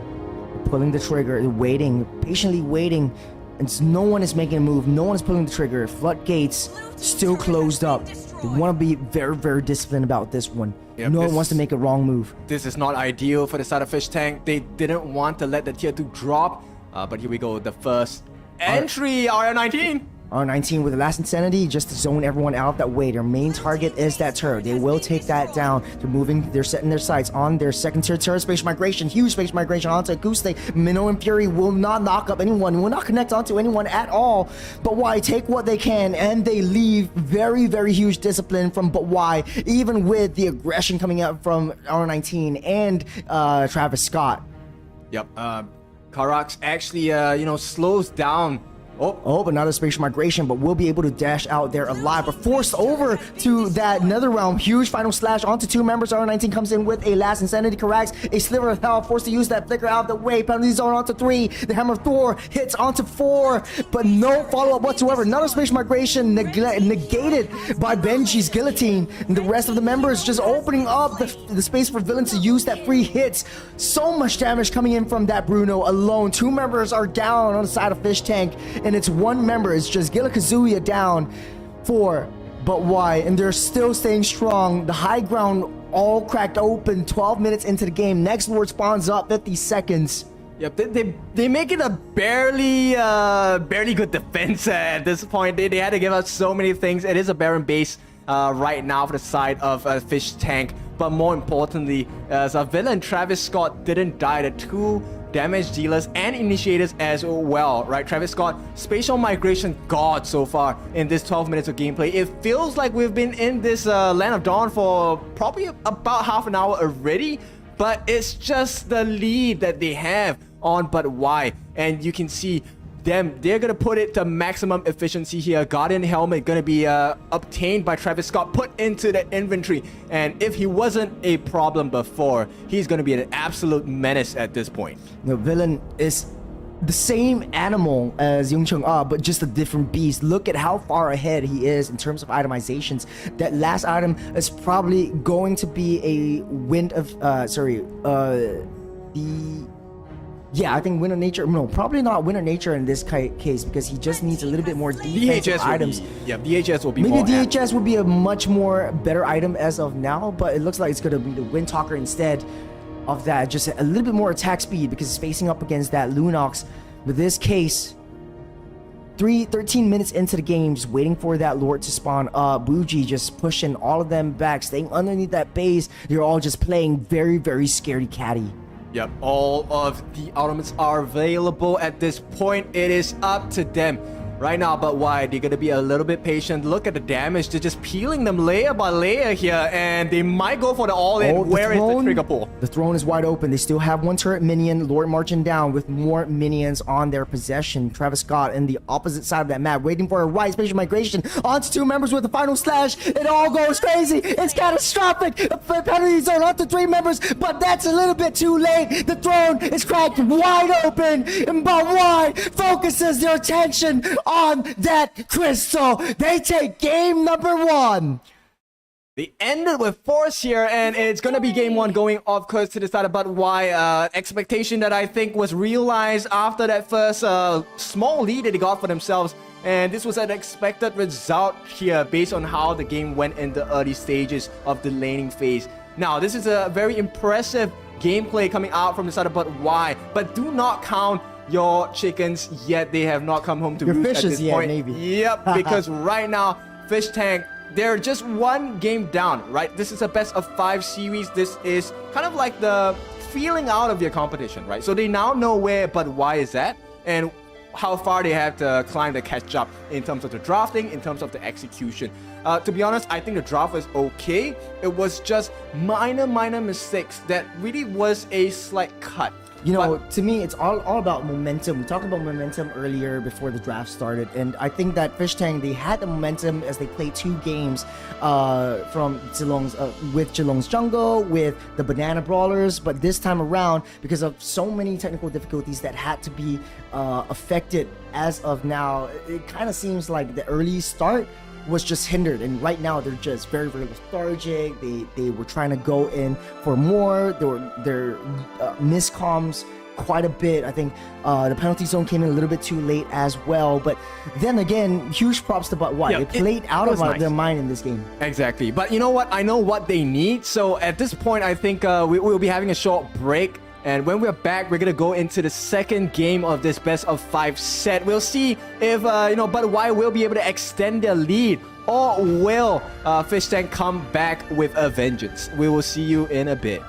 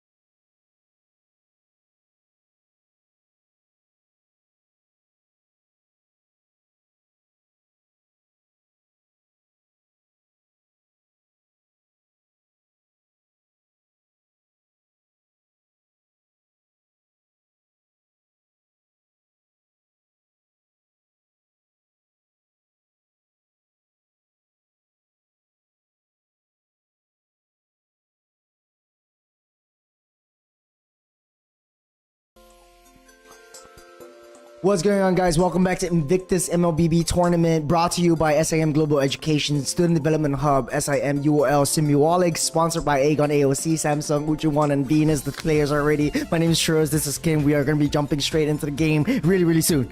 Rap God.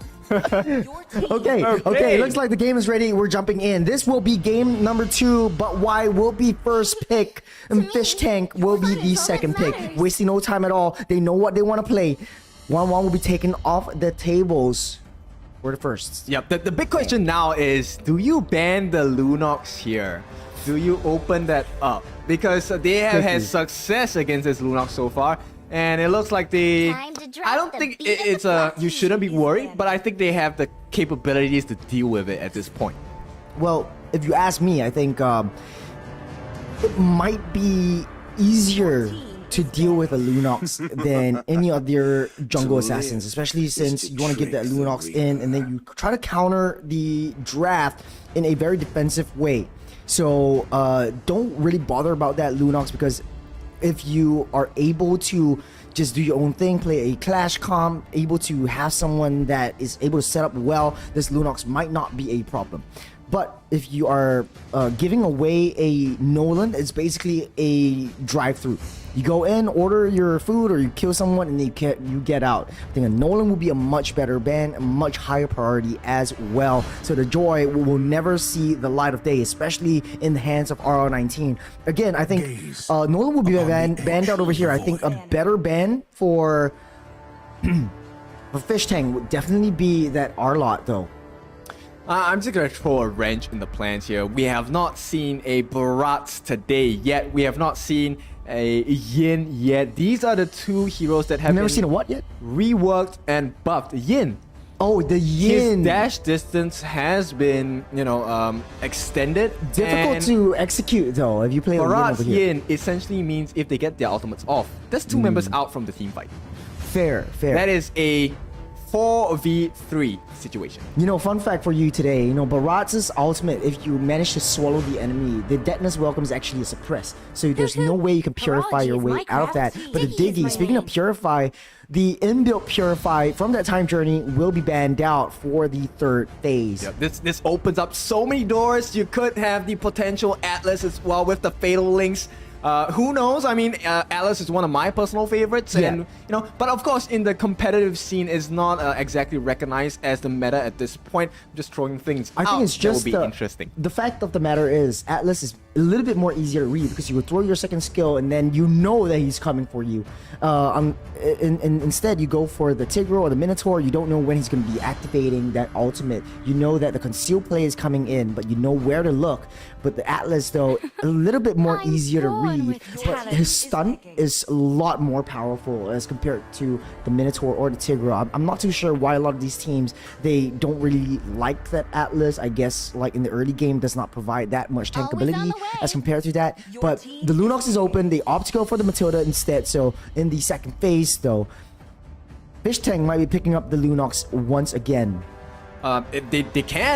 They might, but at this point with the Guiding Wind and Circling Eagle, it is a risk taking up that Lunox because, it is instantly mitigated. That Brilliance or that Chaos of Darkness can instantly be nullified just by them getting guided wind away. Mayhaps, right? Mayhaps. But the fact of the matter is, it's very easy to execute a Lunox jungle or Lunox mid. And I think 7 plays a lean mean Lunox as well. If you want to give it over to the hands of But Y, they'll be playing it in the jungle or in the mid lane as compared to Fish Tank, though, because Benji wants to be solidifying that down. But no, they opt to go for the Nana instead. Very, very annoying pick coming out from Fish Tank. Yep, we're going to see a lot of boomerangs, a lot of smooches, and a lot of blitz coming out. That's going to be plenty of damage coming out from Salmon. So let's see, what do they have in mind on the side of But Y? Now, regardless of how strong you are as a team, Nana is a force that you cannot ignore. It looks like they want to play range versus range. They're going to outrange each other here. Bougie going to go with the Novaria. He's going to have a lot of time with the Astral Meteor leading into that Star Shadow to deal with Salmon as well. Even if the Nana passive procs, Bougie will be able to get that final kill. Now, with that being said as well, RL19, a pretty decent game of Arlet just now, and he's looking to repeat that performance as we look at Carex here, who is potentially that third and final pick before the second half of the ban phase. For Arlo, though, his final slash is pretty much a game changer. Crowd control, able to just displace anyone out of harm's way, just to defend his teammates as well. And R19 is just super comfortable with the R-Lot. If you open that, he's definitely gonna snap pick that up. So Yuncheng, knowing that the Claude is on the tables, he will snap pick this one. Acoustic going for the Thamus to face up against a 1v1 fight against R19. I think the previous game was a little bit tougher when it was a Terisla versus the X-Borg. And on a 1v1 battle, I think Acoustic really banks a lot on this early game 1v1 skirmish. If he has an easier time, I think this translates a lot into positivity in the late game. Yep, now it's looking like there's going to be gold lane bans coming out from the side of Fish Tank here. That is the remaining picks for the side of But Why, a jungler as well as a gold laner. Now on the flip side, it is going to be the EXP lane and Roam. But of course, Nana can flex as a Roam as well. So it all depends on what do they want to ban out. It looks like Carry's going to ban. So I'm expecting we're going to have a very tanky Roamer coming out from the side of Fish Tank. I think it's still pretty early right here. Yuncheng could pretty much ban out the Bruno or the Brody just to save themselves a little bit more of the harm from that damage coming through from these two heroes. But on the other end of the spectrum, though, it does look like But Why wants to keep Gila Kazuya safe. They ban out the Kaja. This means one thing and one thing only. Travis Scott wants to be playing an assassin over here. Could be anything under sun. Could be Lancelot again coming in for But Why. So I think Fish Tank, they understand this and they want to try to face off against and around this assassin pick coming in from Travis Scott. So, could it be the Fanny? I'm not sure, but looks like they don't want to deal with the extremes, right? So the super close-up gold laner with true damage, and they don't want that super long range coming out from Brody as well. These are two of the main gold laners they don't want to deal with on the side of Fish Tank. Now, the Roam on the other side for But Why, they don't want to deal with a Minnow. So, you know, with the fact that there's no Kaja, there's no Minnow, that's a lot of CC that's unavailable. And with the Diggy ban as well, it could look like they're just looking for a similar style of setup initiation, similar to game 1, where they're able to catch out multiple single stragglers from the side of Fish Tank. Yeah, I do have to agree with you, but this tells me a lot. Like, Minotaur, whenever you dash yourselves in, they're stacking themselves up. Take a look at how Benji's picking up that Fredrin. They know that they are going for a assassin, or it's what they want Fish Tank to think. And then they go for another hero altogether. Because Minotaur, Kaja, they disrupt assassins. When you have a Lancelot, you dash right in, Kaja pulls you back with a Divine Justice, but it might be the Fanny going in. Like I said, Ken, they're teasing it. I want them to pick it. It's a very easy early game, especially since the Fanny got buffed just a little bit. Yeah, but it's a risk as well. If Benji actually gets his time correct, he could get that beautiful energy eruption as well. They're gonna stop a Fanny in her tracks. So I think, you know, Gusion looks good as well. But I think I fear for the tankability, the survivability on the side of But Why. So this is a much more appropriate pick, right? Where Balmon, he's able to get the Cyclone Sweep as well. And this allows him to have increased mobility. You know, and you know, the lethal counter, his ultimate, is going to be extremely dangerous because he plays against the strengths of what Fredrin likes to do, which is to soak up damage, take a little bit of health away from his health bar to get more damage. So, you know, Travis Scott, a very good counter pick. Now it's up to Carex here. What does he have in mind going up against the likes of Bougie and Kazuya? I do like what I saw just now with the Estes being teased out. It works out very well with an Ube strategy going up against a semi-Ube strategy with Kazuya on the Matilda and the Balmon. So Balmon, Matilda versus Fredrin Estes. I do like this one. Okay. It's an all-out, all-random, all-mid kind of fight going through in game number 2. The draft is all set. Small changes into the preparation stage for each of the teams, but I don't know. Both teams are very, very balanced draft, but I do have to go this time around with my favorite combo, the Fredrin and the Estes. I'm rooting for Fish Tank. Yep, that blessing of the Moonlight Goddess is going to be... Moon Goddess is going to be absolutely vital in changing the fights around. So once again, this is a very important situation for both teams, right? In game 1, it really was a tipping point in the early game where they lost a couple of very, very minor skirmishes, which then turned out to be a huge deficit because of the snowball potential for both teams. Now, this is the exact same formula as well, with the snowball potential for RU Acoustic as well as the Benji. That's going to be a lot of tank and a lot of damage coming out from the both of them. So we'll see. This time, can Fish Tank turn the tides around and get that snowball in their favor instead? Right off the bat, they're going straight for that level 2 down on the EXP side. Arrow 19 Glykazuya not leaving Acoustic alone whatsoever. They're forcing and putting a lot of pressure down on the EXP lane. And Acoustic has to fend for himself. It's a 1v2 situation right now. And I think that Estes is a very, very good pick, especially you're going up against Buji's Novaria, because you know that during that Lord dances, that Novaria is going to be shooting you down, peeling you out, and this Estes is going to heal that back up. So all these astral recalls is not going to be off harm. But then again, look at how Glykazuya is like just focusing his attention onto Acoustic, not giving him anything at all.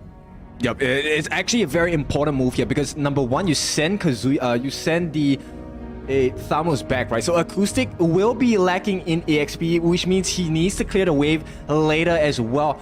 Essentially, that means a 4v5 situation every single time. And with the fact of the meta being that the first turtle of the game is near the EXP lane, means they will have an advantage there. Very, very slow-paced game as of now, but it's mind games coming in from But Why, just focusing, babysitting this Arlot till he gets his level 4, and then just changing and focusing the attention onto the objectives, getting that guiding wind out from harm's way. Oh no, that's not getting a big taunted shot. as well. Salmon, huge shot from Buji onto himself. Turtle spawning up in 4 seconds, still no level 4 as of yet for R19 or Acoustic, so this looks like a very, very slow kind of gameplay. Buji sourcing for a little bit more information. They know where Karax is. Oh, huge final slash from R19, and there's just annihilated 2 members from Fish Tank. Benji and Karax gets taken down. Huge setup from R19 alone. Yep, so we're looking at a potential replay of game 1 here, but why? Once again, getting a perfect setup all off of RL19's final slash. And this is going to be huge because right now, he actually has the steel leg plates as well, so he is going to be very tanky. Now, with that... Oh, no, that's not looking good.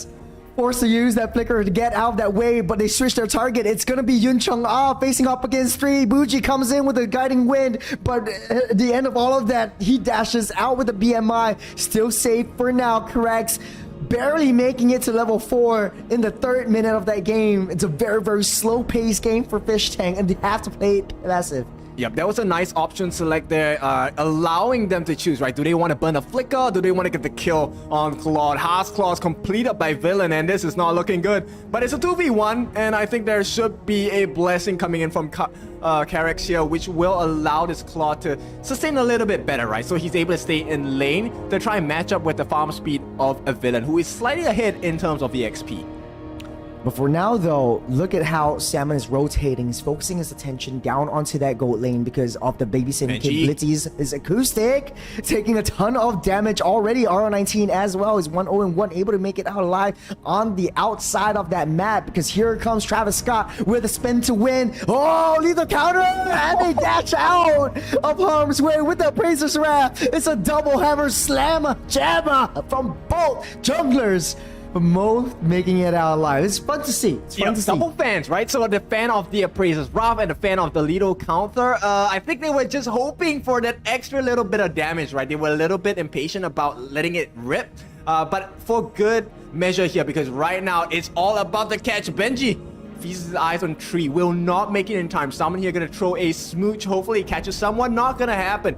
With that, the second turtle of the game is gonna be spawning. It's important. Actually, it's imminent that they need to try and contest this turtle, because if they don't, they're gonna face a lot of problems. They need to match up the EXP as well as the gold. They're trailing by about 2,000 gold right now. Acoustic finally got his first core item of that match, the Corrosive Scythe. Benji tries his best to get that Retribution to no avail. Lethal counter and the Retribution will be used up, securing it by Travis Scott. Yun Chang taking a little bit more damage. He's trying to funnel in 2 lanes. They're desperate right now in the 5th minute of that game. Even though they're trailing 3,000 gold behind. It's only a matter of time before they reach that late game mark, the late game power spike, where Karax becomes a lot more valuable within each of these team fights. Karax getting slowed down by Buji, getting shot by the Astral Recall. Travis Scott with a dash over the wall.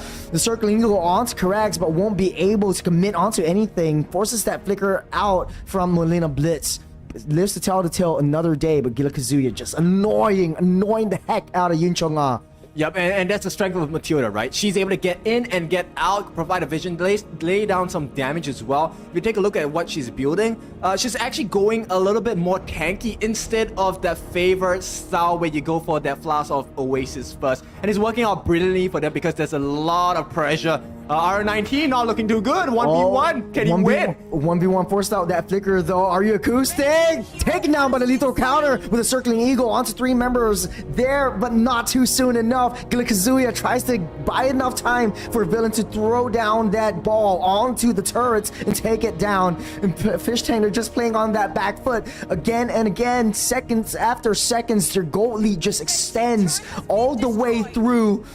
It does look like the area control is favoring, but why in the 6th minute of the game? Yep, it's a symphony of movements here. Everything going in sync for the side of But Why. And it looks like at this time the pressure is going to be mounting once again onto Fish Tank. There's too much pressure.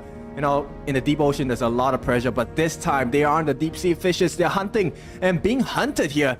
And it looks like But Why, they will set themselves up for more. Right now, it is about a 4,000 gold lead. And if you take a look at the itemization, we are getting close to a Berserker's Fury coming out from this Bruno once again. It's just getting that free farm onto that Bruno though. R19 trying to zone the rest of the members out. Benji is studying a little bit too far from the turtle. Guiding Wind brings Travis Scott down. They're pushing Acoustic back out of the way. Forced to use that Cutter Inferno. That's a 1v4. Trying to zone Benji out of that way. Acoustic spending for himself. Lethal counter takes him down low. R19 finish up that job on the top side as well. Villain 1v2. 1v3 is still surviving, but barely though. Yun Chang will be the one. No, Sabin will be the one to take Villain down. It's just skirmishes all over the map. It's a 1-to-1 trade, but end of the day, Fish Tank got the better trade out of it. Yeah, but it's really scary to see how a Bruno is actually able to stand in a 1v3 even with the immersion coming out from the Estes, and that's not a good sign. This means the Bruno is extremely far ahead, and here we go. They will get a consolation prize in the form of a tier 1 on the top lane for the gold lane itself, but Travis Scott is around the corner. With the wraparound, with the Retribution slowing Karax and extracts a lot more damage coming through. Karax with the lethal counter. No, Travis Scott with the lethal counter wouldn't be able to connect and take Karax down, but at the end of the day, he still lives to tell the tale another day. Buji with the Astral Recall, he won't be able to make it. Yun Chang just dodges out of the way, but then again, so much action in the second game in the grand finals. We're coming through turret, getting just targeted out of their minds. Salmon is there just for backup, throws in Molina, tries to get that blitz just to zone everyone out of the way. They're desperate to protect that first tier turret in that mid side. Yeah, this is a very clinical finishing coming out, and this could be the setup for the fight itself. Oh, the smooch comes in! Blazing the web with the blitz coming in. Lethal counter won't be able to amount up to anything. Blessing Moon Goddess keeps everyone up and alive, but they're walking in no man's land. Buji getting blitzed out into infinity and beyond. Benji is tries to protect everyone else, but it's the power of the Ube strategy. You really need to go straight to that backline, but there is no backline as everyone is just equally as tanky. The sustain coming in for the Blessing of Moon Goddess is there just for backup. Yep, and so far, Karax is doing a really good job of laying down the domains at the important times to slow down the members on the side of But Y. But oh, he is taking too much damage! Oh, Karax with Circling Eagle is gonna get knocked airborne. There we go. He gets taken down. It's a 4v5 situation. Benji's stunning. He needs to defend himself against Travis Scott. Dashes out of that way. Acoustic on that backline. Targets villain. Will not be able to connect on anything because of the guiding wind. No more blazing duet from RL19. Travis Scott coming in strong. The R19 comes in for the wraparound, but will not be able to connect onto anyone. No final slash used just as of yet. Acoustic walks out safe. Lord spawned up. But Y will be targeting this Lord, the free Lord for But Y. That was a huge piece of action play just to get the mid lane tier 1. But you know, at that, they were gonna be rewarded as well with the Lord. No form of contest available coming out from the side of Fish Tank. And this is where you can see they're gonna start ramping up the pressure. If it wasn't pressurizing enough, this is gonna be a pressure cooker by the side of But Y. You can see IU Acoustic given vision by Kazuya here. So Travis Scott, as well as the majority of the team, will understand, okay, what kind of rotations do we need to make at this 10-minute mark? Everything is just going and funneling into the pockets of But Y. You can see Villain is so confident. Level 12, one level ahead of IU Acoustic as well. Can they get the finish? Cautery Inferno keeps him up alive. He's sustaining through all of this. Blessing of the Moon Goddess will not be popped. He's saving it for Christmas. Travis Scott pulls him back. Villain free hitting from that backside. Blazing Duet already used up just to clear the wave. And they live to tell it to tell another day. Benji's just desperately trying to protect against that mid wave as the Lord marching down that bottom side. And all it takes is just RL19 standing in the front. You can see them backing away. Fish Tank, they understand what's at risk here. They cannot get caught by that final slash. And that's all that RL19 is looking for. We're waiting for that as well. He does have his flicker up in a second. Let's see, RL19, is he gonna make the godlike play? Acoustic is a little bit too close in enemy territory. Already popped that Cautery Inferno, getting transformed. R19 waiting for the right play. He won't be able to commit, just not yet, because the Lord is taken down. Fish Tank able to get a successful defense on this one. You have to get the timing right on the side of Fish Tank, so they will be able to survive another day, buy some time for themselves. About 11 minutes into this game itself, it is a 5k gold advantage going to the side of But Y. And as it stands now, it's this lead is going to slowly dwindle down because throughout this entire game, the Claude has not died the once yet, which means he should be on track to get his farm into that late game status. But it's still going to take a while. It's going to take probably about 3 to 4 more minutes. And in this whole duration, he cannot die. Let's take a look at itemizations now that it's 12 minutes into the game. Next Lord spawning up in 60 seconds. Kin, what can you tell me about the power specs for both sides? I mean, if you take a look at the itemization by the Bruno, it's about the Malefic Roar as well. He has that that physical penetration already. This is going to be, complementary to this attack speed with the Heart's Claws as well. And it's not looking good because if you take a look at the builds, they really have 2 dominance ice, which means the healing is going to be mitigated and, kind of slowed down by Carrick's self. But of course, it is heals coming out from the Estes that should not be underestimated as well.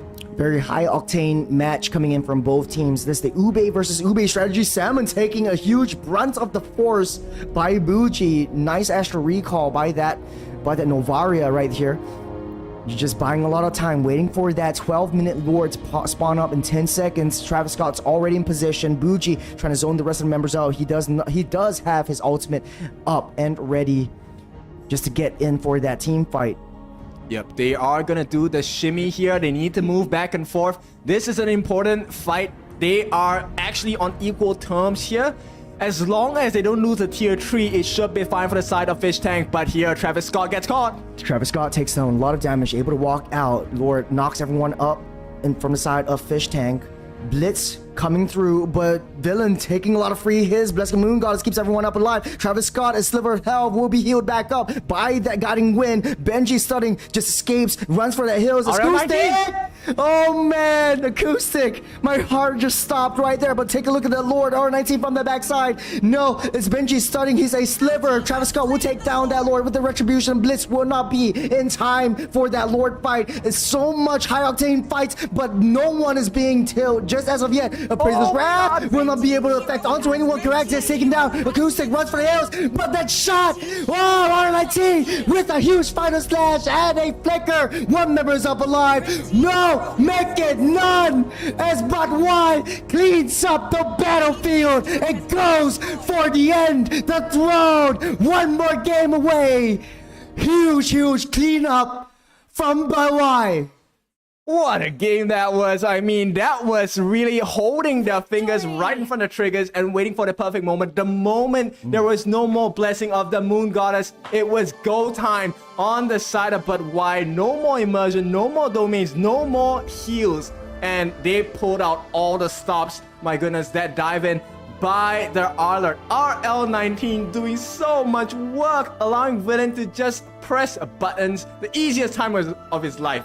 Yeah, I think that R19 played out of his mind. He wasn't the MVP this time around. It goes to Kazuya. But actually, I have to commend that every single one of the members of But Why just played unbelievably well in this matchup, especially this game. Look at how small the lead is, especially in terms of those kills. He just waited for the right opportunity, corrects, always keeping his Blessing of the Moon Goddess until the end when it's most necessary. But at the end of the day, it was the execution from But Why, the macro plays that they have, understanding when to go for a lot of these team fights, impeccable shot calling from every single one of these members, and impeccable follow-up and understanding of the power spikes. Yep, So, I mean, it's reminiscent of a BJJ match, right? Where they took them down to the floor and beat them with experience. They used the strength of the players and the skills on the side of Fish Tank and used it against them. They baited them and they wanted them to use the Appraiser's Wrath, waited for that usage to have the dash out from both Kazuya as well as that Balmon, and then flipped it around with Bougie using the Star Shatter and allowing R19 to have free entry all in the meantime while Villain was having the time of his life playing football. Playing football. Did you do an accent right there? Was it Football. Bruno's? Football. Football. But that being said, ladies and gentlemen, we will be going for a short break. This is going to be match point, and But Why makes it to the next game. But Fish Tank, they're not out of the woods just as of yet. BO5 is going to be a very long marathon of a game or a series for that matter. We'll be back after this break. Don't you guys go anywhere. See ya.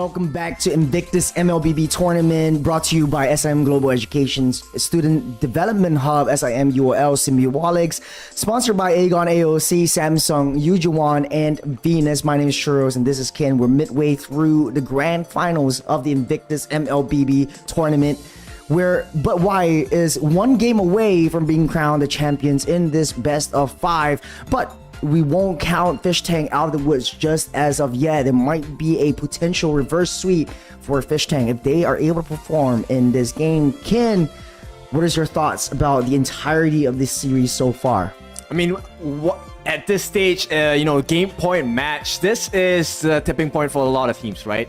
This is where the momentum swing is going to be the strongest. This is where the real test is for both teams, right? Can they do the reverse sweep? That's what they're looking for on the side of Fish Tank. And of course, they're looking to close this game out with a clean 3-0 clean sweep for the side of But Why.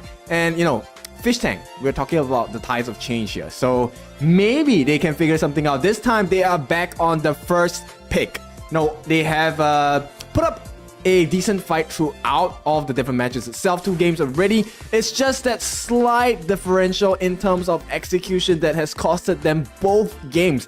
It's really neck and neck, not as far apart as the scoreline suggests. Well, did you know that actually Fish Tank was the champion of the Invictus Mlbb tournament last year? So they're actually the still reigning champions of the Invictus Mlbb tournament. But right now, we are 1 game away from crowning a new champion. But Why has taken that spot so far in this game. But with the entirety of that lineup from Fish Tank, though, they are in the second, the top 2 spots for a reason. If anyone's gonna be taking down But Why, it's gonna be Fish Tank. Yep, I mean, nobody competes to lose. Everyone wants to win. So stakes are at the peak at this point. But Why leading to the OA potential game ender match here. Let's see if But Why will be able to close this game out. Well, will Fish Tank bite back? We'll be going into the drafting phase. Now, before we go into the drafting phase itself, let's talk a little bit more about the draft specifically. I don't think there was a very big difference in terms of the strength of the draft between the 2 teams. It really was just a minor execution things for both sides that led them to this respective results as well. Yeah, I don't think that both teams should change anything about that draft. I guess it's down to the execution for both sides. Now, we're going to be jumping straight into that draft. Fish Tank will be the first pick, like you said, Ken. So, will there be anything that they actually want to open up? Like that Nolan or even the Joy? Let's try to open up that Joy, try to put her on the table. It's just as of now, you don't have to give it to the hands of RL19 since you're going to be first pick anyway. So, ban out heroes that are respectable, like that Arlot, who has been doing so much work in the hands of R19 to be able to displace and set up very well for But Why. Yep, so like you said, they are following that advice. They will take out the Gwyn here. But here's one fun fact about RL19. RL19 has a huge hero pool. It really is what kind of problem do you want RL19 to be? And in this case, Arlet, too big of a problem for Fish Tank to handle at the moment. So I concur with you. I think they should take out the Arlet from the hands of RL19, or at least get it for themselves here into the hands of RU Acoustic. So in this case, there's still quite a bit of options right here. The Nana could very well be banned out from either sides, actually. The Arlot will be banned out. I was teasing that a little bit more. There's a lot of respect ban going in for LR19. But in the first game, he actually didn't play that Arlot. He played the X-Borg instead. The Arlot was basically a teaser pick, but it went into the hands of Kazuya. So Nolan will be banned out right here. This leaves Lunox, Joy wide open. I think they could open up that Joy and see whether they can find any form of success towards But Why, because of the fact that Joy, okay, I was teasing a little bit more, but Joy would have been a perfect pick for Fish Tank, because Villain is one of the main targets and main contenders. If Joy was picked up, you could go very well, jump straight into that backline. You have CC immunity right from that get-go. So lots of damage being dealt by the Joy alone. Matilda will be the final phase of that ban, leaving Nana and Lunox open for the taking. So Fish Tank, they might very well pick up the Lunox yet again, or, it's pretty much wide open. They're teasing Diggy. What do you think about this? Well, I think at this point we have reached the ultimate form of evolution, right? You normally at the top of competition, you don't play the meta, you play the player, right? You go directly for what hurts them personally. And you know, with this Diggy in tow, that's gonna provide a lot of problems as well as a lot of opportunities for the side of Fish Tank. Now, this is gonna be a new style of drafting. You know, because Diggy now with the time journey and reverse time, he offers both offensive and defensive options for the side of Fish Tank. Now the question is, now we're gonna see firsthand the Lunox pick going into the side of But Why. This is their showcase of the Lunox for the first time of today. So in this case though, it does seem like Salmon could very well pick up the Valentina. You have the time journey and the nether realm in your possession. You have that in your arsenal. You're able to just go in ham with a clash on clash composition. Travis Scott just teasing out that Lunox, but could very well go into the hands of Villain instead. We've seen that in game number 1 in this grand final series.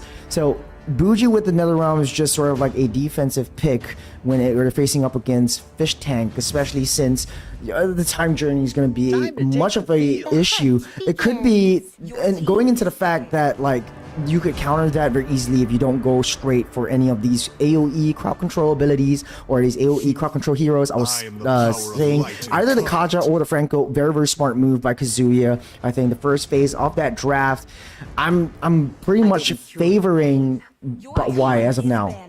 Yep, it looks pretty good at this point, but there remains to be seen the final 2 bans here. Valentina being the first ban coming out. That's gonna negate the option of getting the IMU for that Nether Realm. Is this going to cost the side of Fish Tank? That's the main question here, because they actually do have quite a bit of initiation, right? It's a bit risky, but you can use reverse time to get that initiation down as well. But it actually all falls down to Acoustic. With the I'm Offender, he's going to be in charge of making sure he catches as many of the stragglers, or at least the important members on the side of But Why. Now, they will go with the ban on the Yuzong. So in terms of EXP laners, this is going to be a little bit better for the side of Fish Tank. You know, it's actually quite interesting. You know, you could very well play the Ruby in the mid lane. Has decent wave clear, especially in the early game. Before the turret minion comes up, you're able to join in team fights. It will support your jungle as well. So in this case, the Ruby is sort of like still a flex going into this matchup. Ryujong will be banned out as well as the Valentina. Like you said, you don't want that Valentina to be faced up, especially since you don't want to give the Nether Realm over to the hands of Salmon when you have a time journey in your possession as well. But in this case though, neither do you want to give that Nana. So if you leave Salmon helpless, that could be a huge win condition factor if you're the side of But Why. Yeah, both teams actually taking out lose conditions, right? You don't want to have the Nana's Molina Smooch disrupting any of the movement skills as well as the offensive capabilities on the side of But Why. And likewise, they don't want to allow backline entry with the Last Insanity as well as the Black Dragon form coming in from Yuzong as well as the X-Borg. So they want to make sure that the backline is safe so that the Bruno can just lay down as much pain as possible while they have the frontliner with the lifesteal vampirism in effect for RU Acoustic for this Ruby itself. Now, Villain gonna go with the Beatrix. That's gonna be decent amount of damage, but based on the positioning of this Bruno, he could punish a Villain quite a bit in the early stages of the laning phase. I think I would like to say that this Beatrix is really just a safe pick. You don't want to reveal what RR19 has up his sleeves. It could very well be the Thamus itself, because you have another one just to save him as well. So that could be a very, very strong pick over here. The Xavier debut pick for the longest time. You have a nice Mystic Field, nice shutdown ability as well, but still very, very squishy lineup. As an overall though, if I could say so myself, you really need someone to jump straight into that backline. I think it could be R19's job, and I was teasing the Pope and Koopa as well. So Pope and Koopa played in the jungle. It's a double marksman and a Xavier matchup. Yep, this feels like Fish Tank going all in here. This is the epitome of like let's just go full offensive. We want to get as much damage down as possible. Lockdown from Salmon with the Xavier as well. Now, RL19, he's going to have an important job. I don't think there's anyone else that will be able to nullify any of the catches coming out from the side of Fish Tank. Ooh. So let's not talk about nullifying. Let's talk about reverse aggression. Let's get the Lapu Lapu into the backlines itself with the Bravest Warrior as well. Get them to split up, get them into a situation where they have to prematurely pop that time journey, which will allow Kazuya to go to, town with the Divine Judgment, as well as getting Travis Scott that open entry with that Chaos of Darkness. So now it renders that time journey pretty much useless. They don't have a lot of AoE crowd control. The only thing probably would be that Bravest Fighter from R19, but it won't be as effective as you would try to use that. But then again, if you take a look at the composition of Fish Tank, it looks like a turret shutdown composition. You put a Bruno and a Diggy in the same lane. You pair that up with pretty much the second highest damage dealt to turrets kind of hero, which is the Popo and Koopa, who's able to just shut down any of these turrets. So it's objective. Xavier's just there to have that back line. But ladies and gentlemen, we are going into game number 3, potentially match point for But Why. If they manage to win this, they get crowned champions. But Fish Tank, they are going out with an unorthodox composition, looking to reclaim the title. Yep, Kazuya here gonna be a menace, a nuisance in the early game here. He wants to make sure that they get as much pressure down. They cannot allow a Poopo and Koopa to snowball. It's actually one of the fastest snowballing junglers. Granted the fact that he is a marksman as well, so he will be able to get quite a lot of damage down with his wolf as well.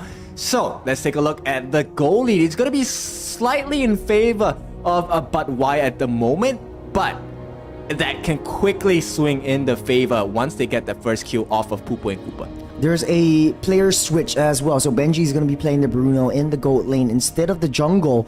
Well, Yun Chong is going to be playing the Popo in the jungle instead. So a little bit of a switch of a player, a little bit of a switch of a play style. But this could go into the favor of But Why, because they're all in the same positions that they were. They know what job needs to be done. But just how do you want to layer in all of these team fights? You know that Diggy is going to be there. There's going to be a lot of bombs. Someone needs to soak all of them up. You need to be able to handle this Diggy in the laning phase. But hold on a second right here. Popo and Koopa already has that level 4 going in strong. But First Blood goes over to Villain, taking it strong. Salmon came in a little bit too late. But Bougie dashes right back into the fray. Backs off. Villain, a little bit too close for comfort. No Renner's apathy just as of yet.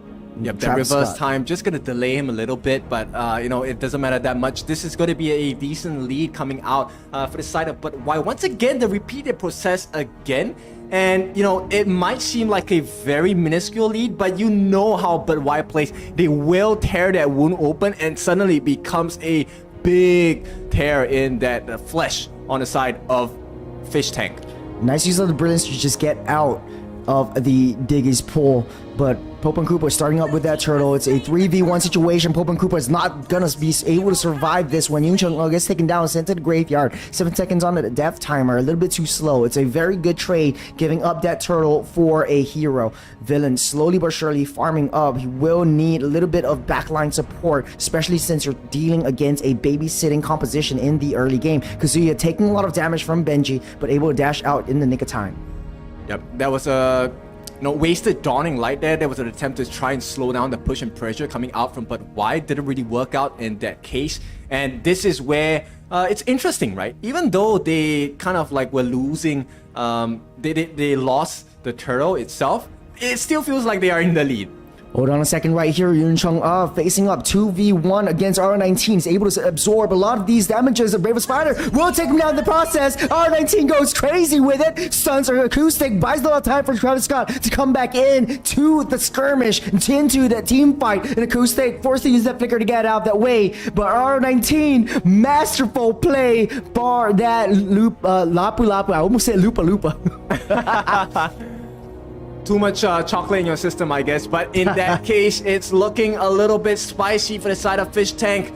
The pressure is once again mounting against the side of Fish Tank because they're losing out in multiple lanes here. The gold lane is not looking too good, and you know, with that kill on the EXP lane, they need to try and recover. Oh, look at that. Oh, nice pull into the time journey, and the Nibiru's passion from Villain just clears out that wave and clears out that Diggy. He's still alive up in 5 seconds though, but Gila Kazuya trying to zone out the rest of the members, especially this Bruno, solidifying their turret take down on that top side. R19 facing up again, 2v1 situation, no more flickers for that Ruby. The bravest fighter will come through. R19 still soaking up, eating all of that damage. Acoustic as a sliver of health. R19 doesn't go for that chase, but he doesn't have to. He bought so much time for Popo to be down at that bottom side, enough for Travis Scott to take that turtle without any contest whatsoever. Yep, he's just too far ahead on this Lapu Lapu. He already has a Hunter Strike with the tough boots as well, and you know, the Ruby does not have a first core item yet. That's why there's not enough damage. Likewise for the Poopo and Koopa. So you can see the risk of taking a double marksman draft here, and it's not paying its dividends at this point. At the closing into the 5-minute mark, it is already a 4,000 gold lead coming in to the side of But Why. And by enough time, I think Fish Tank might be able to come through again. You have double marksman, a lot of damage, and Salmon is a late game scaling hero. He's already got that Clock of Destiny. He just needs to wait until that last moment, that uber late game before he makes that move. But Villain just going ham with the farms. No bravest fighter just as of yet. He's close to double the net worth of the Bruno, and another catch. Oh, nice catch with the Divine Justice for Benji, taking down that Bruno and taking out that threat to Villain. So it's just a free farming Beatrix for this matter. Yep, you have been found wanting here, and you will be judged. Benji, the next one to fall here on that Bruno, and it's not looking good at all. RL19 able to be in a very advantageous position here, and this means full map control coming out for the side. But why? Look at the mid lane being pressured against Salmon. Has to be really careful here. This is looking like a snipe. Gunner's apathy as a Salmon forced to use that flicker to get out of that way. That's how he picks him out. But Villain, nice little shot coming out from that Beatrix. R19 soaks up so much damage and never roams, keeps him up alive. Missing projectile from that Salmon. Oh man, Dawning Light will be able to connect onto anything. R19 still surviving with another pixel. It's slowly going through. He's walking all the way back. Travis Scott coming in from that backup. So many, almost, but it's not enough. The next turtle spawning up. Travis Scott there already. He's taking out the final objective in the early game. Yep, I mean, in competitions itself, almost doesn't cut it, right? There is no, I almost got first place. It is, you get first place or you don't. And now, this is the difference between But Why as well as Fish Tank. Look at the advantage they've built for themselves. Close to 7,000 gold ahead at the 7-minute mark here, and it's not looking like it's going to dwindle down anytime soon. Right now, they're made to huddle up as a group on the side of Fish Tank, and that is not ideal at all, because when you huddle up, RL19 is going to have the time of his life with the bravest warrior as well. Now, Travis Scott rewards himself going on a shopping spree here with the concentrated energy. So if he wasn't tanky, it's sustainable enough. His survivability has just gone up by, you know, a lot here. And he's going to come in. Carex, he is caught in no man's land for the flicker as well. That is not a good sign at all. Well, smart move of the flicker. A little bit of a panic coming in from Karax because Kazuya was right there saving. He doesn't have his flicker, but saving his divine judgment just for that Diggy. As long as Diggy's up and alive, they will not be able to commit fully into any of these team fights. All ultimates are up. Wave is pushing in. Oh! Renner's apathy from Villain takes out Karax. So much damage coming through. Dawning Light all the way from downtown will connect, but not enough damage as of now. They're almost 10k gold behind the Fish Tank. The true powers will come in the uber late game as they come in for that defense, that base rush defense. Yeah, I mean, at this point, if Salmon's ultimate does not give you an inkling of what's happening, it is now, he has dawned upon them that this is over at this point. There is not enough damage and they can't survive. Time Journey getting popped Villain? up. Oh! Another Reynolds empathy from Villain! Taking out Yu Changa! 0-4-0 for this Popo! What a villainous play there. I mean, that was 2 snipes consecutively, and that was 2 kills for himself. So Villain, he is making this role of evil, showing up against the likes of Fish Tank. What can they do at this point? 9 minutes in, it's a 10,000 goal. Oh! Savage! With the Johnny line all the way from downtown, buys them enough time, but a huge steal from that Lord. Snipes after snipes after snipes in this game. What is this? Unbelievable! Insane from someone. The timing was just impeccable, but the big question is that enough? They steal the Lord, the first Lord of the game, but his first Lord might not be as effective at this point. They're so far behind. 9,000 gold. I don't think this Lord is going to make a big difference. It's just going to buy them a couple of seconds here. That Lord is going to melt instantly. Crucial seconds if you ask me. It's a lot of snipes. This game is just crazy right now. Even though Fish Tank is way behind, almost 10k, they brought themselves a lease of life with that Dawning Light onto that Lord. But in this case, it's just imminent. There's a lot of damage coming through from But Why. They're just looking for the right opportunity. They wanted that Lord to come in. Level 19 taking a lot of damage right there. The bravest fighter will keep him alive as of now. Netherrealm as well will be popped by Bougie. So Travis Scott pops that Brilliance in the nick of time. No more ultimates from Popo and Koopa. Oh, gets trapped caught underneath. That's a first kill for Fish Tank, but a crucial first kill taken by Benji. Right, they finally break that egg. They get themselves on the scoreboard now.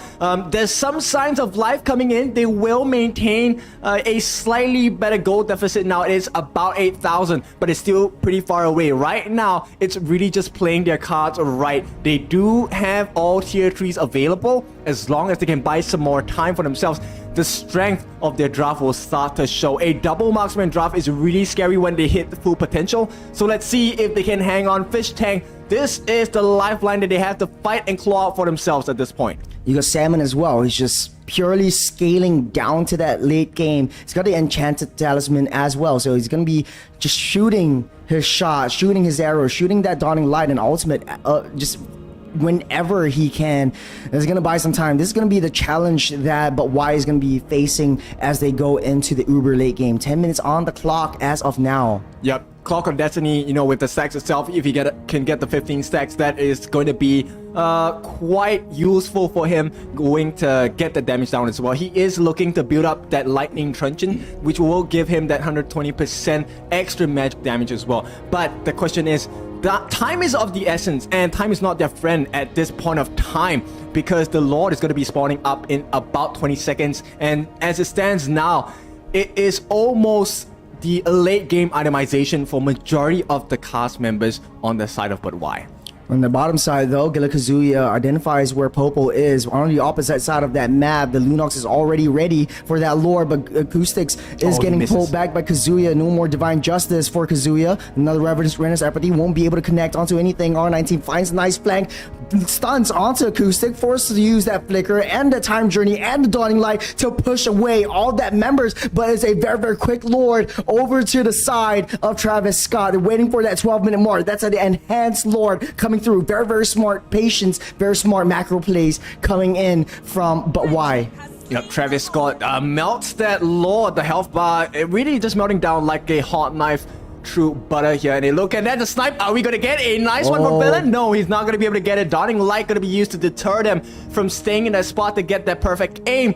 But there's bigger trouble coming down the lanes on the side of Fish Tank. The arrival of the Lord in the mid lane. This is the final challenge here. They will not be able to stop the crash. A slow push in. Villain has that Bennett's Rage ready, just waiting for that right time to get that turret down. He will take that mid lane tier 3, so the high ground is imminent. The stun up onto Travis Scott, still has that Brilliance in hand. The heal back up with that concentrated energy will be quite a bit to handle. R19 waiting for the right opportunity to jump in, but they won't. They're getting a little bit more disciplined as the time goes by. They know that in that late game, uber late game, Fish Tank knows how to play this draft, correct? Barely misses the Renner's Apathy, but on the top side, though, oh my goodness me. The brilliance just in the right time, but Dawning Light all the way from downtown yet again by Salmon. Snipes after snipes after snipes, but all this time on that bottom side, the turret slowly chipping down. They missed their shot, one sliver out the way, but they will save it for the next day. Can they do something in the next 100 seconds or so? This is an important juncture of time for the side of Fish Tank. If they can try to alleviate that pressure a little better, a little more, that could serve as the tipping point to really just push them over to that potential of strength, pillar of strength that they're looking to be for each other at this point. Fish Tank, the itemizations are coming to fruition. We have the Windtalker, we have the Sea Halberd as well. Probably looking at a DHS coming in from this Poopo and Cooper. Likewise on the Bruno, Hearthclaws, Berserker's Fury, Malefic Roar as well. There are a lot of itemizations that are coming online for this side of Fish Tank. But the question is there enough time? 60 seconds on the clock before the next Lord spawns. It takes roughly about 5 to 10 seconds, maybe even shorter for this Lunox, Mr. Travis Scott, to get that Lord down. For Fish Tank, though, they can't afford to face up against this Lord. Even though it's the enhanced Lord number 2, they are very, very vulnerable into the jungles. Whenever R19 finds a nice flank, a nice wraparound, that's it. The Salmon can't run. He has to pop his flicker. The time journey is definitely not going to be saving them anytime soon. So 30 seconds through until Lord spawns up. It's all about that macro plays. It's all about the patience that both team has. Travis Scott, villain, already on full build. Yep, he is going with the Brute Force breastplate, and that's going to be a huge chunk of damage. He has the Divine Glaive along with the Genius Wand as well. That is a lot of magical PS coming in. He also has the heals from the concentrated energy. So they have to take care on the side of Fish Tank not to allow a positioning that is going to be very lethal coming in from this Lunox. Travis Scott, he is going to be getting that Lord started, and I think he's going to melt it down pretty quickly here. Yun Chang-ah waiting for the right opportunity. Dawning Light misses his shot. RO19 knows where Yun Chang-ah is. Oh, no. That's a slam and annihilation. He got deleted. But on that backside, though, he finds a nice flag onto Bruno. Oh my goodness me, villain and Gila Kazuya from the backside trying to go make any shot count. Misses the Renner's Apathy. Acoustic walks out safe. Tries to juke it all the way out, but the waves are pushing in. There's a lot of sustain coming through from But Why. They're just waiting for the Lord to march down on that mid side to make their shot count. Yep, and it's not looking good. They do get some damage, but that's not enough. The Bravest Fighter already popped up. Bottom side, tier 3 already being destroyed, but the Crystal is the main target. And But Why finally takes the game to themselves. They are your grand final champions of the Invictus Gaming in in SIM-UOL. A full clean sweep here, 3-0. It is gonna be their winners, but why? I mean, they had a very strong showing from the first game of the day, and I think there was very little doubt that there was gonna be a win coming out from But Why. The only question was how were they gonna win it, and did they win it in style? Yeah, I mean, I don't want to talk about the draft anymore. I don't want to talk about like what went wrong. It was just masterful plays all the way through. Fish Tank shoot their shot. They missed. What I mean, not figuratively, not literally, but at the end of the day, though, it's all down to the execution. It's all down to the macro plays. Congratulations to both teams. Fish Tank played a hell of a game, but Why played a heck of a lot better than Fish Tank. This has been Churros and Kin. This was Invictus Mlbb tournament brought to you by SIM Global Education, Student Development Hub, SIM-UOL, SIM-UOLix, sponsored by Aegon, AOC, Samsung, Ujuwan, and Venus. Thank you so much for your time. Thank you all for joining us. Have a pleasant rest of the day. See you guys. Signing out. Cheers.